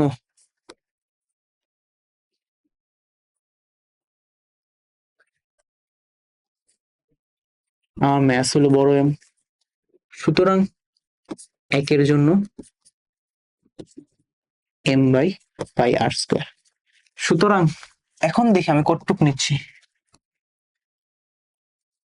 এতটুকুর জন্য পরিধি কি হবে আমার 2πx, আর সাথে কি আমি ডিএক্স পুরুত্ব নিছি, তাহলে 2πx ইন্টু ডিএক্স, তাহলে 2πx ইন্টু ডিএক্স এর জন্য যে ম্যাথটা হবে সেটা কি হবে, m into 2πx dx divided by হলো পাই আর স্কোয়ার। সো পাই পাই কাটা চলে যায়, কি থাকবে, সমান সমান হলো 2mx dx divided by r square. আচ্ছা, এবার যদি আমি জড়তার ভ্রামক বের করতে চাই, সেটা কি করতে হবে, আই, এটা কি জাস্ট ওইটুকু ম্যাথ পাওয়া গেছে, সো বাই কনভেনশনালি, তাহলে ডিআই। আচ্ছা, না লিখে ভেঙে ভেঙে লিখে তাহলে ডিআই সমান কি হবে এতটুকু 2mx divided by r square dx into x square, centre থেকে ওইটা ডিস্টেন্স। আচ্ছা তাহলে উভয় পক্ষে ইন্টিগ্রেশন করে নিই, ডিআই ডিআই 2mx আর স্কোয়ার, আচ্ছা এখানে এক্স স্কোয়ার হবে, এক্স স্কোয়ার ইন্টু এক্স আর ডিএক্স। কোথা থেকে কই ইন্টিগ্রেশন করব, এই যে এখানে কি জিরো, এই যে এখানে কি জিরো, জিরো থেকে আর পর্যন্ত কি আমি ইন্টিগ্রেশন করবো, তাহলে এখানে যে লিমিটটা হবে এটিকে জিরো থেকে আর পর্যন্ত।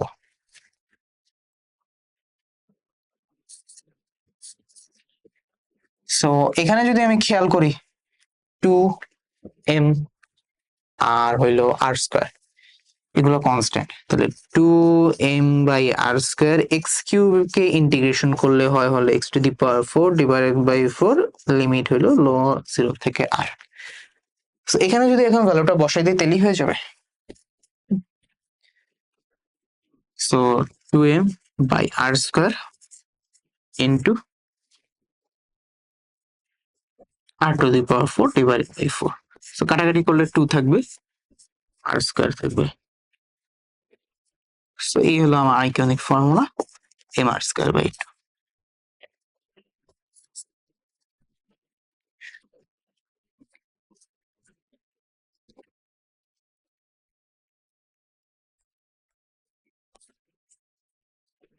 ঠিক আছে, আচ্ছা তো একটু শর্টে হলো জাস্ট প্রুফটা দেখাই নিলাম আমি। এরপর যদি খেয়াল করি যে তাহলে একটু কোশ্চেনে ব্যাক করি, তাহলে কোশ্চেনে চাইছিল আমার ঘূর্ণন গতিশক্তি কত, তাহলে ঘূর্ণন গতিশক্তি যদি আমাকে বের করতে হয় তাহলে ই সমান সমান কি লিখবো, দেখো ঘূর্ণন গতিশক্তির জন্য ফর্মুলা হচ্ছে হাফ আই ওমেগা স্কোয়ার, তাহলে আই কি হবে আমার m r square by 2 into কি ওমেগা স্কোয়ার বা m r square by 4 into কি ওমেগা স্কোয়ার। বাহ, ভ্যালুগুলো একটু দেখে আসি তাহলে। এম হলো আমার 500 গ্রাম, আর হলো 30 সেন্টিমিটার, আচ্ছা আর হলো ওমেগা হলো 10, সো এম 500 গ্রাম আর 30 সেন্টিমিটার আর ওমেগা হলো 10 ফ্রেড পার সেকেন্ড বা রেডিয়ান পার সেকেন্ড যাই বলে। সো 500 গ্রাম তার মানে কত 0.5, 30 সেন্টিমিটার তার মানে কত 0.3 এর উপরে হোল স্কয়ার ডিভাইড বাই কি 4 ইন্টু কত 10 এর উপরে কত স্কয়ার, দেখি এর একটু কত আসে, 0.5 ইন্টু 0.3 এর উপরে whole square divide by 4 into 10 এর উপরে স্কয়ার, সো 1.125 এককটা কি হবে জুল, যেহেতু এনার্জি বলছে, সেই তো আমার অ্যান্সার।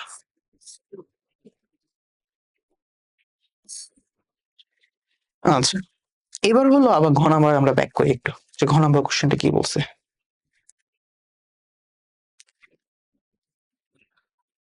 ছাত্রের দাবি যথার্থতা গাণিতিকভাবে বিশ্লেষণ করো। আচ্ছা ছাত্রের দাবি কি ছিল, ছাত্র কি করছে চাকতির উপরে যে এক কর্নারে যে একটা বস্তু রাখছে, এখন ছাত্র বলতেছে যে ওই বস্তুটা এবং চাকতির মধ্যে সর্বোচ্চ ঘর্ষণ বল ক্রিয়া করতেছে কত 0.5 নিউটন। এই বল যখন ক্রিয়া করতেছে তখন বস্তুটা ঘুরতে পারবে না, ছিটকে যাবে, যে বস্তুটা যে ঘুরতেছে ওই ঘূর্ণন গতির কারণে বস্তুটা ছিটকে চলে যাবে, এই বস্তুর উপর থাকবে না। এখানে যদি একটু রিজনিংটা চিন্তা করি বিষয়টা আসলে কি হইতেছে, এই ধরলাম আমার চাকতিটা, এই ধরলাম আমার একটা বিন্দু বস্তু, ধরে নিলাম বিন্দু বস্তু, ঠিক আছে, তো ধরে নিলাম এই যে এই হলো আমার রেডিয়াস আর, তো বস্তুটা তো এইভাবেই ঘুরতেছে। সো বস্তু যখন ঘূর্ণন গতি আসে তাহলে প্রথম কাজ হলো আমার দেখতে হবে যে কেন্দ্রমুখী বলটা আছে কিনা। সো কেন্দ্রমুখী বল নিশ্চয়ই অবভিয়াসলি এদিকে কাজ করবে। সেকেন্ড জিনিস যেটা দেখতে হয় যে কেন্দ্রমুখী বল এনশিওর করবে কি, এখানে কেন্দ্রমুখী বল এনশিওর করার মতো একজন জিনিস আছে, সেটা হলো ঘর্ষণ বল। যেমন আমরা যখন রশি দিয়ে সুতোটা ঘুরাই একটা বস্তু, তখন এই বস্তুটা কি রশ্মির সাথে লাগানো থাকে। বস্তুটা যখন ঘুরাইতে থাকে তখন রশ্মির মধ্যে টান বল হয়। এই টান বলটা হলো আমার কেন্দ্রমুখী বল এনশিওর করে থাকে। আবার যদি মহাকর্ষ পড়ে থাকো, দেখবা মহাকর্ষের যে স্যাটেলাইটটা ঘুরে, ওখানে তো গোল গোল বৃত্তাকার গতি আছে, ওখানে কিভাবে ঘুরতেছে, ওখানে যে কেন্দ্রমুখী বল সেটা এনশিওর করতেছিল মহাকর্ষ বল, বা পৃথিবীর সাথে যেহেতু পৃথিবী চিন্তা করছে অভিকর্ষ বল। এখানে তাহলে কেন্দ্রমুখী বল কে এনশিওর করবে? আমাদের ঘর্ষণ বল। তো ঘর্ষণ বল যদি 0.5 নিউটন, অর্থাৎ কেন্দ্রমুখী বল যদি 0.5 নিউটন থেকে কম হয়, তাহলে ঘর্ষণ বল কি এনশিওর করতে পারবে যে বস্তুটা ওই জায়গায় ঘুরতে পারবে। যদি কেন্দ্রমুখী বল 0.5 নিউটন থেকে বেশি প্রয়োজন হয় এই ওমেগার কারণে, কারণ ওমেগাটা আমরা চেঞ্জ করব, আচ্ছা ওমেগা নিয়ে পরে আসতেছি। যদি ঘর্ষণ বল 0.5 নিউটন দেওয়া আছে, যদি কেন্দ্রমুখী বল 0.5 নিউটন থেকে কম হয় তাহলে ঘর্ষণ বল এনশিওর করতে পারবে। যদি কেন্দ্রমুখী বল 0.5 নিউটন থেকে বেশি হয় তাহলে এই ঘর্ষণ বল এনশিওর করতে পারবে না। এখন এখানে যে কোশ্চেনটা বা চিন্তাটা যেটা আসে যে ওমেগা কে আগেরটাই থাকবে, না এখানে ওমেগা চেঞ্জ হবে। এখানে যেটা আমরা বলে থাকি সেটা হলো যে কৌণিক ভরবেগের সংরক্ষণশীল সূত্র। এটা কখন কাজ করে? এটা তখনই কাজ করে যখন বাহ্যিক কোনো বল বা টর্ক বা লব্ধি টর্ক শূন্য হয়, তখন কৌণিক ভরবেগ সংরক্ষিত হয়ে থাকে। সো জিনিসটা কি বলতে চাচ্ছি একটু যদি খেয়াল করি, I1 ইজ ইকুয়ালস টু হলো I2। I1 হলো আমার আগের ক্ষেত্রে, অর্থাৎ বস্তুটা রাখার আগে কৌণিক ভরবেগ। I2 হলো আমি বিন্দু বস্তুটা রেখে দিচ্ছি, এরপরে আমার কৌণিক ভরবেগ। আচ্ছা একটু ভুল বলছি, I1 omega 1 is equals to কি I2 ওমেগা 2। ভাই ওই মাঝখানে ওই যে যে পার্টটুকু ভুল করছে, I1 সমান I2, ওইটা বাদ দিয়ে ঠিক আছে।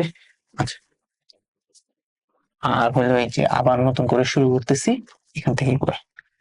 আচ্ছা তো যেটা বলতে চাচ্ছি যে কৌণিক ভরবেগ তাহলে L1 সমান সমান হবে L2। L1 হবে হলো আদি কৌণিক বেগ, আদি কৌণিক ভরবেগ, আর L2 হবে হলো পরেরটা। অর্থাৎ প্রথম ক্ষেত্রে যখন বস্তুটা রাখিনি ওই ক্ষেত্রে কৌণিক ভরবেগ, আর L2 হলো দ্বিতীয় ক্ষেত্রে যখন বস্তুটা রাখছে তখন কৌণিক ভরবেগ। তো এটা আমরা জানি যে I1 ওমেগা 1, আর এটা আমরা জানি I2 omega 2। I2 omega 2। I1 কি জানি আমরা যে m r² divide by 2 omega 1 থাকলো। এইবার I2 কি হবে? চাকতিটাও ঘুরতেছে, চাকতিটার সাথে কি বস্তুটাও ঘুরতেছেন। সো আমরা যখন জড়তার ভ্রামক বের করি তখন ওই সিস্টেমে যতগুলা বস্তু আছে সবগুলোর জড়তার ভ্রামক হলো আমরা ক্যালকুলেট করবো। এখানে যেটা হবে সেটা হলো চাকতির জন্য জড়তার ভ্রামক কি m r²/2। যেহেতু বস্তুটার অবস্থা বা কিছুই বলে দেয় না শেপটা, তাহলে আমরা বিন্দু বস্তু ধরে নেব। বিন্দু বস্তুর জন্য আমরা কি ধরবো? m r²। আচ্ছা চাকতির জন্য আমরা m বড় হাতের এমটা দিই I2, আর বস্তুর জন্য আমরা ছোট হাতের এমটা দিই r² ইন্টু ওমেগা 2। আচ্ছা এখানে আছে বড় হাতের এম।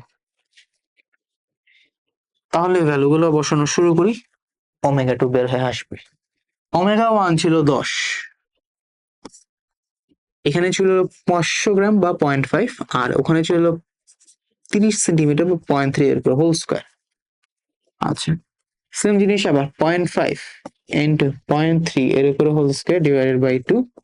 আচ্ছা প্লাস এম এর পরে আসতেছি, এখানে আবার 0.3 হোল স্কোয়ার। এমটা কত ছিল একটু দেখে নি। আচ্ছা 20 গ্রাম ভরের একটি বস্তু, তো 20 গ্রাম তার মানে কি 20 ইন্টু 10⁻³ আবার এখানে একটা গুণ হবে ওমেগা। ওমেগা 2 একটু কাইন্ডলি বের করি।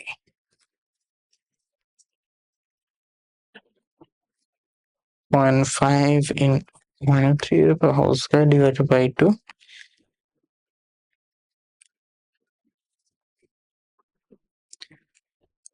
আচ্ছা whole square divided by 2 divided by 0.5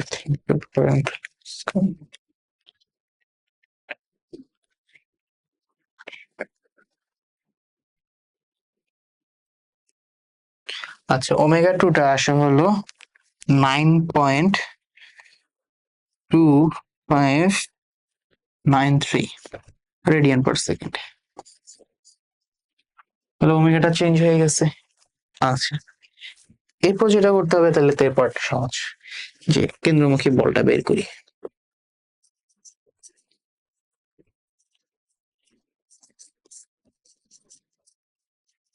কেন্দ্রমুখী বল কি হবে? M omega square omega two square R. So M হলো 20 ইন্টু 10⁻³ ইন্টু 9.2593 এর উপরে হোল স্কোয়ার ইন্টু 0.3। এখানে আসে হলো আমাদের আবার অ্যান্সার 20 ইন্টু 10⁻³ ইন্টু 0.3। আচ্ছা 0.514 নিউটন। ঘর্ষণ বল ম্যাক্সিমাম ছিল 0.5 নিউটন। কেন্দ্রমুখী বল হলো আমাদের প্রয়োজন হলো 0.514 যদি এই ওমেগাতে ঘুরতে হয়। সো সিন্স যেহেতু এফ সি গ্রেটার দেন কি ঘর্ষণ বল, সুতরাং বস্তু কি ছিটকে যাবে, কারণ যে পরিমাণ কেন্দ্রমুখী বল প্রয়োজন ওই পরিমাণ বল ঘর্ষণ বল একা দিতে পারবে না, বস্তু ছিটকে যাবে।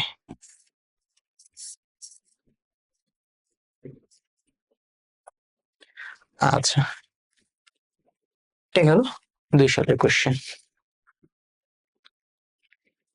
এরপরে 2025 সালের এটা 26, 24, 25 এভাবে আসলে দেওয়া হয়েছিল তো কোশ্চেনটা, তাই তো M1 M2 ভরে দুটি বস্তুর বেগ যথাক্রমে u1 u2। আচ্ছা তো স্থিতিস্থাপক সংঘর্ষ ফর্মুলা কি? v1 বের করতে হবে। তাহলে v1 বের করতে বলে ওই একইভাবে আবার বের করবো m1 minus m2 divided by হলো m1 প্লাস কি m2। v1 এর সাথে হলো u1 প্লাস কি 2, m1 যেহেতু শুরুতে নিয়ে ফেলাইছি তাই m2 m1 প্লাস কি m2 ইন্টু কি u2। ঠিক আছে, এবার একটু খেয়াল করি u2 কি 0, সো এটা কি হয়ে যাবে আমার 0 হয়ে যাবে। সো আলটিমেটলি থাকবে কি v1 সমান কি m1 minus m2 divided by কি m1 প্লাস m2 ইন্টু কি u1। সো এখানে আসলে ক্লিয়ারলি দেখা যাচ্ছে যে প্রথমটা, এখানে কিন্তু 2 দেওয়া, প্রথমটা হবে প্লাস u2 0। আচ্ছা এরপরে আচ্ছা এখানে এটা যেটা হবে সেটা হলো f of s integration of s। অমসৃণ রাস্তায় বাঁকের ক্ষেত্রে, একটা অমসৃণ রাস্তা যখন থাকে, ধরে নিলাম এটা একটা অমসৃণ রাস্তা, ধরে নিচ্ছি যে রাস্তার ব্যাংকিংটা নাই, রাস্তার ব্যাংকিংটা নাই কারণ অমসৃণ সমতল। আচ্ছা সমতল তো বলেই দিছে, সমতল বলে দিলে কি ব্যাংকিং কোণ নাই।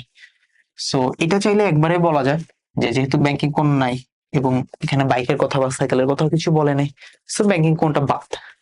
এরপরে যদি একটু এক্সপ্লেন করতে হয়, যেমন এই যে বস্তুটা যখন ঘুরতে যাবে বৃত্তাকার পথে, একই কথা, একটা কেন্দ্রমুখী বল দরকার, বা যেহেতু অমসৃণ তল তাহলে এখানে ঘর্ষণ কাজ করে এবং ওই ঘর্ষণ বলটা হলো কেন্দ্রমুখী বল ইনশিওর করে থাকে। যদি ধরে নিলাম যে ঠিকভাবেই সে ঘুরতে পারতেছে, তাহলে কেন্দ্রমুখী বল আর ঘর্ষণ বলটা সমান হইতে হবে। ঠিক আছে, তো কেন্দ্রমুখী বল আর ঘর্ষণ বলটা যদি সমান হয়, আচ্ছা এখানে এফএস দিয়ে প্রকাশ করছে, তাহলে এফএস দিয়ে প্রকাশ করি, ফ্রিকশন এফএস, এইখানে কি এফএস। আচ্ছা তাহলে এফএস সমান সমান কি এফসি, তাহলে এফসি কি হবে এম ভি স্কয়ার বাই আর। তো সেকেন্ডটা কারেক্ট। ফার্স্টেরটাও যদি দেখতে চাই, ধরে নিলাম এই রাস্তার জন্য হলো মিউ এস, স্থিতি ঘর্ষণ গুণাঙ্ক বা ঘর্ষণ গুণাঙ্ক যেটাই বলি, বস্তুটা ভর ধরে নিলাম এমজি, বস্তুটার তলকে এমজি বল প্রয়োগ করতেছে, তাহলে তলও কি করবে ঠিক সেম একটা প্রতিক্রিয়া বল দিবে আর, এখানে আরটা কি এমজি এর সমান। আমরা ফ্রিকশনের জন্য এফ এস সমান কি জানি মিউ ইন্টু কি আস, এইখানে এই কেসের জন্য কি হবে mu S into R, so mu S into M G বসাই দিই এখানে তাহলে মিউ এস এম জি সমান সমান কি M V square divide by R. তা এখান থেকে ক্লিয়ারলি দেখা যাচ্ছে যে মিউ এস সমান সমান কি হবে। আচ্ছা, ভি স্কয়ার ডিভাইড বাই আর জি, এই যে এই অপশনটা। সো নিচে কোনটা সঠিক? ক।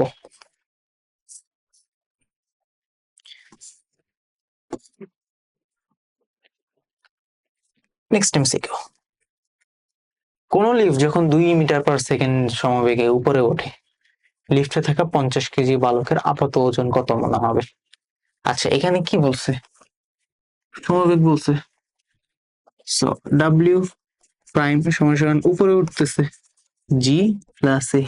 এখানে কি 2 যোগ করবো? না, 2 যোগ করবো না। এটা কি এখানে 0? লিফট কি কোনো ত্বরণে উপরে উঠতেছে? না, সমবেগে উপরে উঠতেছে। সমবেগে উপরে উঠলে এটা কি 0। তার মানে এখানে ডাব্লিউ প্রাইম সমান সমান জাস্ট এম জি হবে, অর্থাৎ বালকটা তার নিজের ওজনই ফিল করবে। সো আর ভর কত? 50 কেজি। আর জি কত? 10। সো 500। সেখানে এই যে ক। আচ্ছা, নিচের কোনটি কৌণিক ভরবেগের মাত্রা? কৌণিক ভরবেগ আমরা কি জানি? এল সমান সমান এম ভি আর। এম এর জন্য হলো কেজি, ভি এর জন্য হলো মিটার/সেকেন্ড, আর এর জন্য কি ইউনিটটা মিটার। আলটিমেট ইউনিটটা কি হবে? Metre square second inverse 1। এর জন্য কি হবে? এম মাত্রা। এর জন্য কি আসবে? এল স্কয়ার আসবে। এর জন্য কি আসবে? টি ইনভার্স আসবে। মানে M L square T inverse. এই যে আমাদের এই অপশনটা এম স্কয়ার টি ইনভার্স। নিচের কোন বলটি সবচেয়ে, এটা সবল নিউক্লিয় বল। সবল নিউক্লিয় বল সবচেয়ে বেশি শক্তিশালী। আণবিক গঠনের জন্য দায়ী কোন বল? আণবিক গঠনের জন্য দায়ী হলো তড়িৎ চুম্বকীয় বল। যেমন একটা ছোট্ট এক্সাম্পল দিতে হলে, যেমন লবণ, sodium chloride, calcium chloride, magnesium chloride, এগুলো কিভাবে হইতেছে? ইলেকট্রোস্ট্যাটিক ফোর্সের মাধ্যমেই তো হইতেছে, তড়িৎ চুম্বকীয় বল। আবার পোলার যৌগে পোলারিটি হয়, আংশিক ধনাত্মক আংশিক ঋণাত্মক, পোলার যৌগ পাশাপাশি থাকে, তখন একটা ছোট্ট বন্ধন পর্যায়ে হাইড্রোজেন বন্ধনও যদি আমরা খেয়াল করি বা যেটাই খেয়াল করি, এই যে বন্ডগুলো হইতেছে তড়িৎ চুম্বকীয় বলের কারণে ক্রিয়েট হইতেছে। আণবিক গঠনের জন্য কোন বল দেয়? তড়িৎ চুম্বকীয় বল। এইবার আচ্ছা, রডটির ভর ও দৈর্ঘ্য যথাক্রমে 5 কেজি। এল ভেক্টর। আচ্ছা, এটা আসলে এল ভেক্টর হবে, এরকম ভাবে হবে। আর এটা হলো আই ক্যাপ স্থির রডের জন্য। আচ্ছা, এখানে যে এল ভেক্টরটা দেওয়া, এটাই আমাদের আর আর আর কোনো ফ্যান্সি কিছু নাই জায়গায়। সো রডের সৃষ্ট টর্কের মান চাইছে। সো টর্ক সমান সমান আমি কি জানি? আর ক্রস কি এফ করে ফেলাই, আই জে কে। সো আর আর হলো আমাকে জাস্ট 1, বাকিটা 0। এফ কি 10, 5, 0। এখানে যদি একটু শর্টে করে ফেলাই, আই এর জন্য কি 0, 0, জেড এর জন্য কি, জে এর জন্য কি 0, 0, কে এর জন্য কি আসবে? জাস্ট 5 আবার 0, সো 5 কে কে। সো এখানে যেহেতু খালি একটা আছে, 5 আছে, সো টর্কের মান কত? 5 নিউটন ইনটু মিটার। এখানে আর দেখা কিছুই নেই। আচ্ছা, এরপরে বলতে 5 সেকেন্ড পর রডের কৌণিক বেগ কত হবে? আচ্ছা, টাউ ইজ ইকুয়ালস টু, আমরা আবার আরেকটা জানি, সেটা হলো আই আলফা। এখানে যদি একটু খেয়াল করি, এই যে রডটা আছে, এটা কি একটা প্রান্ত বিন্দুগামী রেখার সাপেক্ষে ঘুরবে না? তাহলে এটাকে আমরা সরু দণ্ড ধরে নিই, তাহলে এটা কি প্রান্ত বিন্দুগামী রেখার সাপেক্ষে যখন ঘুরে, তখন আমাদের আয়ের ফর্মুলা কি? M L square by 3। আচ্ছা, অ্যালফা ফর্মুলা কি হবে? Omega final minus omega initial divided by কি টাইম। এখন একটু যদি খেয়াল করি, ধরে নিলাম ফার্স্ট স্থির ছিল, তো স্থির থাকলে ওমেগা ইনিশিয়ালটা কি হবে? 0 হবে। তো এখানে কি জাস্ট ওমেগা ফাইনাল থাকবে ডিভাইডেড বাই টি থাকবে। আগের ম্যাথে আমরা বের করে আসছি টর্ক কত কাজ করে। আচ্ছা, 5 5 নিউটন। তাহলে এখানে টর্ক কত? 5। তো এই ম্যাথটা এখন করে দিলে হয়ে যাবে, টি দেওয়া আছে, সবকিছু দেওয়া আছে আমার। তাহলে আমাকে লাগবে হলো ওমেগা এফ ওমেগা এফ যদি বের করতে হয়, আচ্ছা 3×5 = 15 ডিভাইডেড বাই ml²। এম হলো 5 কেজি। আচ্ছা এলটা কি হবে, এই যে 1 মিটার দেওয়া আছে। সো 3×5 = 15, হ্যাঁ 1²। এই টিটা উপরে চলে যাবে। টি কত বলছে আমাকে, টি দেওয়া নেই, 5 সেকেন্ড। আচ্ছা কোশ্চেনে দেওয়া আছে 5 সেকেন্ড। সো এটা যদি একটু ঘাটি তাহলে এখানে হলো 3 আসবে, বা এই 5×5 = 15, সোজা কথা 15 সেকেন্ড। এই যে গ নাম্বার।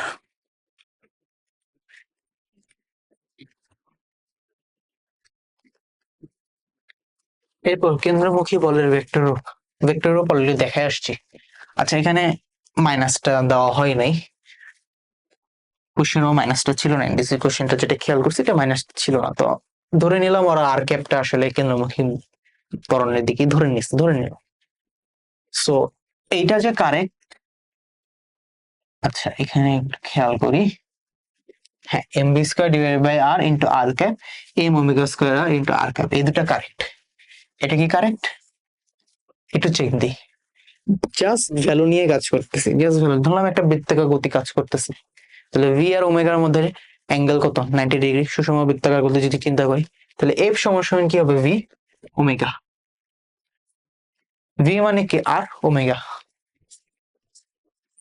তাহলে এফ সমান কি ω²r, এটা তো এ সমান কি আমার ω², তাহলে এটা কি আমার রং। তাহলে অ্যান্সার কি হবে, 2 ও 3। আচ্ছা একটা স্কিপ চলে গেল। আচ্ছা এটা কি বলছে যে কোন রকেট জ্বালানি হার ও নির্গত গ্যাসের বেগ ধ্রুবক, জ্বালানি সহ রকেটের যে কোনো মুহূর্তে ভর ও রকেটের ত্বরণে এই লেখাচিত্র কি। আচ্ছা তো এফ সমান নিউটনের সূত্র, বা যেটাই বলি দ্বিতীয় সূত্র কি বলে, সময়ের সাপেক্ষে ভরবেগের পরিবর্তনের হার পি। এফ সমান ডিডিটি অফ এম ভি। তাহলে ডিফারেন্সিয়েশন করব কি ইউভি মেথডে।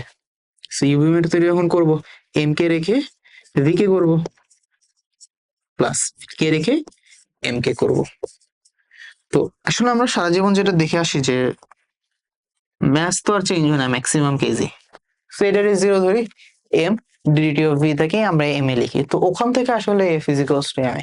কিন্তু এটা কি এখানে হবে, এটা এখানে হবে না। এখানে যেটা বলতেছে যে নির্গত গ্যাসের বেগ ধ্রুবক, তাহলে এখানে এইটা 0, কারণ কোন একটা কনস্ট্যান্টকে ডিফারেন্সিয়েশন করলে 0 আসে। গ্যাসের বেগ কি, নির্গত গ্যাসের বেগ যেহেতু 0, তার মানে ডিডিটি অফ ভি 0 আসবে। তাহলে আলটিমেটলি যেটা থাকবে সেটা হলো এটা 0, তাহলে এফ সমান হবে v dm by ddt of M.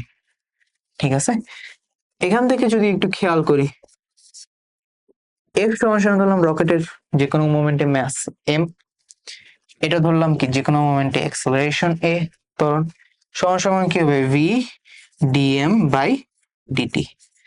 So এখানে দেখি যদি জ্বালানি ব্যবহারের হার নির্গত থাকে তাহলে এমটাও, আচ্ছা ভিটা তো কনস্ট্যান্ট, ম্যাসটা কি হবে, কনস্ট্যান্টলি চেঞ্জ হবে, কারণ জ্বালানি তুমি কনস্ট্যান্টলি পুরাইতেছো, সো ম্যাসটা চেঞ্জ হতে থাকবে। এখান থেকে যদি একটু খেয়াল করি তাহলে y ইজ ইকুয়ালস টু, তাহলে এই পাশে এক পাশে m থাকবে, a থাকবে, আর এক পাশে কি v by m dm by dt। একটু যদি খেয়াল করি, আমাদের যখন এরকম গ্রাফ থাকে, এই যে y নিচে x থাকে, উপরে যাই থাকুক অনেক কিছু থাকতে পারে, এরকম যখন গ্রাফ থাকে তখন গ্রাফটা এরকম হয়, প্যারাবোলাটাই সরি অধিবৃত্ত হয়, সোজা কথা একদম হাইপারবোলা অধিবৃত্ত। সো এটা কি হবে, যে হাইপারবোলা। নাম্বারটা অ্যান্সার হবে। আচ্ছা এরপরে যে কোশ্চেনটা, আচ্ছা কোশ্চেনটা আগে কথা একটু এক্সপ্লেন করে নি, যে স্থিতিস্থাপক সংঘর্ষ কাকে বলে। যে সংঘর্ষে আগে গতিশক্তির সমষ্টি এবং সংঘর্ষের পর গতিশক্তির সমষ্টি সেম থাকে, সমান থাকে, তাকে স্থিতিস্থাপক সংঘর্ষ বলে। অস্থিতিস্থাপক সংঘর্ষ কি হয়, যে সংঘর্ষের পূর্বে বস্তুর গতিশক্তি এই সমষ্টি এবং সংঘর্ষের পরে বস্তুর গতিশক্তির সমষ্টি সেম থাকে না। স্থিতিশীল সংঘর্ষ কাকে বলে? সংঘর্ষের আগে ও পরে বস্তুদ্বয়ের কি গতিশক্তি সমান থাকবে বা বস্তুর গতিশক্তি সংরক্ষিত থাকবে। আচ্ছা, এরপর যদি খেয়াল করা হয় যে কি শর্তে কৌণিক ভরবেগ সংরক্ষিত থাকবে, অলরেডি এক্সপ্লেন করা হয়ে গেছে আগের ম্যাথটা, আগে সিকিউটা করানোর সময়, যে কৌণিক ভরবেগ সংরক্ষিত তখনই থাকে যখন টর্ক, বাহ্যিক বল বা বাহ্যিক টর্ক ক্রিয়া না করে বা লব্ধি টর্ক শূন্য হয়, ক্রিয়ারত লব্ধি টর্ক শূন্য হয়। যদি একটু বলতেই হয় যে টাউ সমান সমান 0, টাউ সমান সমান 0, টাউ মানে হলো আবার ডিডিটি অফ এল, সময়ের সাপেক্ষে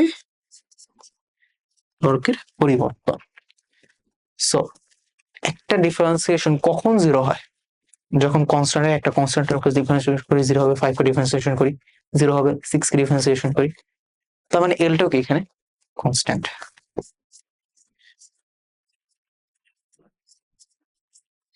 বা এখান থেকে আমরা আসলে যেটা বলে থাকি যে L1 সমান সমান কি L2। সো শর্তটা কি? বাহ্যিক টর্ক ক্রিয়া না করলে বা ক্রিয়ারত টর্কের লব্ধি যদি শূন্য হয় তাহলে কৌণিক ভরবেগ সংরক্ষিত থাকবে। আচ্ছা, এবার আমরা একটু কোশ্চেনটা খেয়াল করি। কোশ্চেনটা কি বলছে যে M1 M2 1 কেজি ভরের একটি ভরহীন দণ্ড দুই প্রান্তে যুক্ত করে দণ্ডের মধ্যবিন্দু, এই যে আচ্ছা ছবিটা যদি বোঝা যায়, দণ্ডের মধ্যবিন্দুগামী এই যে এই দণ্ডটা আমার ভরহীন দণ্ড, এটা মধ্যগামী অক্ষের সাপেক্ষে চিত্র অনুযায়ী ওমেগা রেডিয়ানে 10 রেডিয়ান পার সেকেন্ডে ঘুরতেছে। পরবর্তীতে ভারহীন দণ্ডটি 2 কেজি ভরের একটি দণ্ড দ্বারা প্রতিস্থাপন করা হয়, করে একই কৌণিক বেগে একই অক্ষের সাপেক্ষে ঘোরানো হলো। ভরহীন দণ্ডটি সর্বাধিক 400 নিউটন সহ্য করতে পারে। আচ্ছা, গয়ে কি বলছে যে দ্বিতীয় ক্ষেত্রে ব্যবস্থার কৌণিক ভরবেগ বের করো, দ্বিতীয় ক্ষেত্রে ব্যবস্থার কৌণিক ভরবেগ বের করো। তাহলে কৌণিক ভরবেগ ব্যবস্থা বের করার সময় আমরা কি জানি? আচ্ছা, তাহলে এল সমান সমান কি আমার আই ওমেগা। একটু যদি খেয়াল করি, আমার যে ছিল দ্বিতীয় ক্ষেত্রে আমি কি করছি?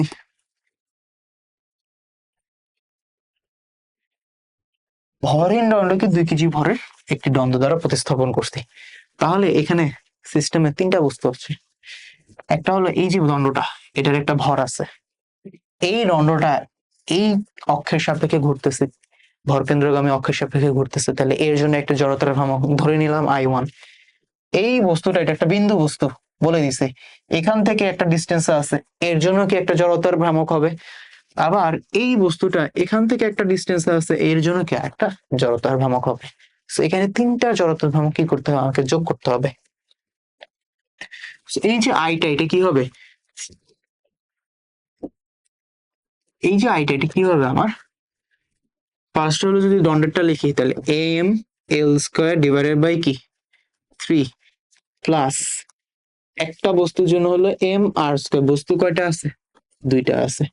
এটা আমার বড় এম, এটা আমার ছোট এম, ইন্টু ওমেগা, ওমেগা বলে দিছে 10। ডান। তাহলে একটু যদি খেয়াল করি,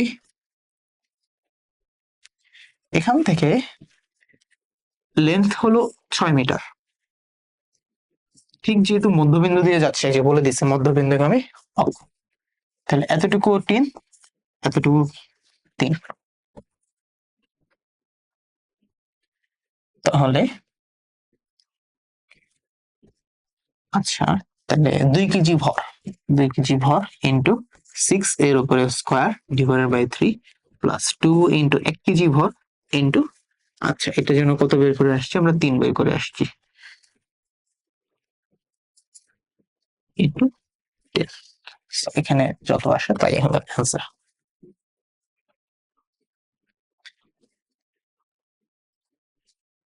এটা 6, আমাদের 6 এর উপর square, 2 into 6 square divided by 3 plus 2 into 1 into 3 square into 10, so 420 KG metre square second inverse. আশা করি কোথাও কোনো ভুল হয় নাই। 2 কেজি 3 আচ্ছা 2 কেজি 6 3 স্কয়ার। আচ্ছা একটু ভুল করছি, একটু ভুল হয়েছে, এখানে হলো এটা 3 হবে না, এখানে এটা 12 হবে। এক্সট্রিমলি সরি, যেহেতু মধ্যবিন্দুগামী অক্ষের সাপেক্ষে ঘুরতেছে, সো এখানে এটা 12 হবে।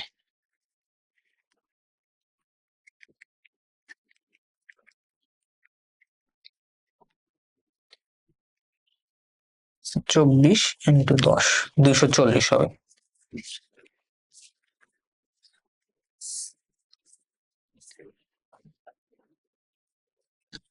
240, আশা করি এবার কোথাও ভুল হয় নাই। 240 KG metre square second inverse. ঠিক আছে, এটা হলো আমার এর। এরপর একটু কাইন্ডলি খেয়াল করি ঘ নাম্বারটা। ঘ নাম্বারটা কি বলছে যে প্রথম ক্ষেত্রে উল্লেখিত ব্যবস্থাটি সিডি অক্ষের সাপেক্ষে উদ্দীপকে উল্লেখিত কৌণিক বেগে ঘোরানো হলে দণ্ডটি অক্ষত থাকবে কিনা। আচ্ছা, তাহলে দ্বিতীয় ক্ষেত্রে হলো তুমি একটা ভরহীন দণ্ড নিছো, এই সরি ভরযুক্ত একটা দণ্ড নিছো। এরপরে ঘয়ে কি বলতেছে, তুমি আবার কি করছো, আগের সিস্টেমে ব্যাক করছো। আগের সিস্টেমে এই দণ্ডের কি কোনো ভর নাই, তো যখন এই দণ্ডের কোনো ভর না থাকে তখন এই দণ্ডের আর জড়তার ভ্রামক আমাকে ক্যালকুলেট করতে হবে না। এরপরে তাহলে কি কি ক্যালকুলেট করতে হবে, এটারটা ক্যালকুলেট করতে হবে আর এটারটা ক্যালকুলেট করতে হবে। এখন অক্ষটাও চেঞ্জ হয়ে গেছে, তো একটু এখান থেকে আমরা দেখে যাই, সেটা হলো যে পুরাটুকু হলো 6, এতটুকু হলো 2, তাহলে এখান থেকে এতটুকু হবে আমার 1 মিটার, আর এখান থেকে তাহলে এতটুকু হলো আমার 3, এতটুকু হলো আমার 2, তাহলে এখান থেকে এটা হবে আমাদের 5 মিটার। আই গেস ক্লিয়ার এই জায়গায়। খেয়াল করি, তাহলে এতটুকু হবে হলো আমার 1 মিটার এবং এতটুকু হবে হলো আমার 5 মিটার। ঠিক আছে, সো জড়তার ভ্রামকটা তাহলে একটু কাইন্ডলি বের করি। আচ্ছা, এখানে জড়তার ভ্রামক বের করার দরকার নেই। আচ্ছা, আর একটু ক্লিয়ার করে নি, এখানেও সেম কথা আবার বলতে হবে যে বস্তুটা ঘুরতেছে, তো যখন ঘোরে তখন কি দরকার, একটা কেন্দ্রমুখী বল দরকার, একটা কেন্দ্রমুখী বল দরকার। তো সেম লজিক আবারও বলতে হবে, এই যে কেন্দ্রমুখী বলটা এখানে এনশিওর করতে হবে যে দণ্ড যে টান বলটা ফিল করবে সেটা দণ্ড নিজে এনশিওর করতেছে। এখন এই কেন্দ্রমুখী বলটা যদি 400 থেকে কোনোটারও যদি 400 থেকে বড় হয়ে যায় সিস্টেম ফিল করবে, যদি দুটারই 400 থেকে কম থাকে সিস্টেম ফিল করবে না, একটারও যদি 400 থেকে বড় হয়ে যায় সিস্টেম সাথে সাথে ফিল করবে। তো বের করে ফেলাই,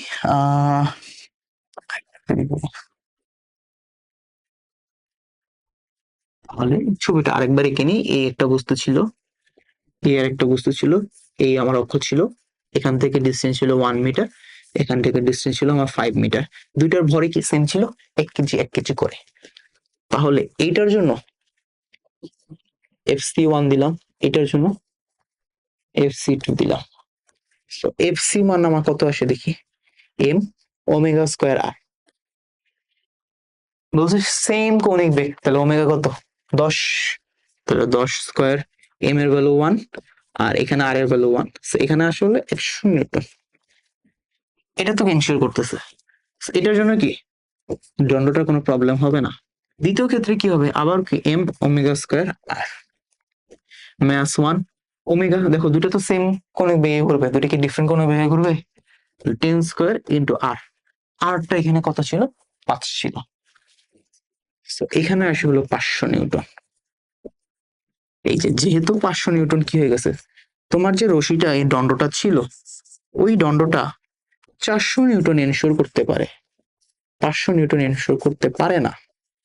তো যেহেতু একটার জন্য কি হয়ে গেছে 500 নিউটন কেন্দ্রমুখী বল প্রয়োজন, তো দণ্ডটি কি অক্ষত থাকবে, নিতে পারে 400, দরকার 500, তো থাকবে না। তো সোজা কথা, দণ্ডটি অক্ষত থাকবে না।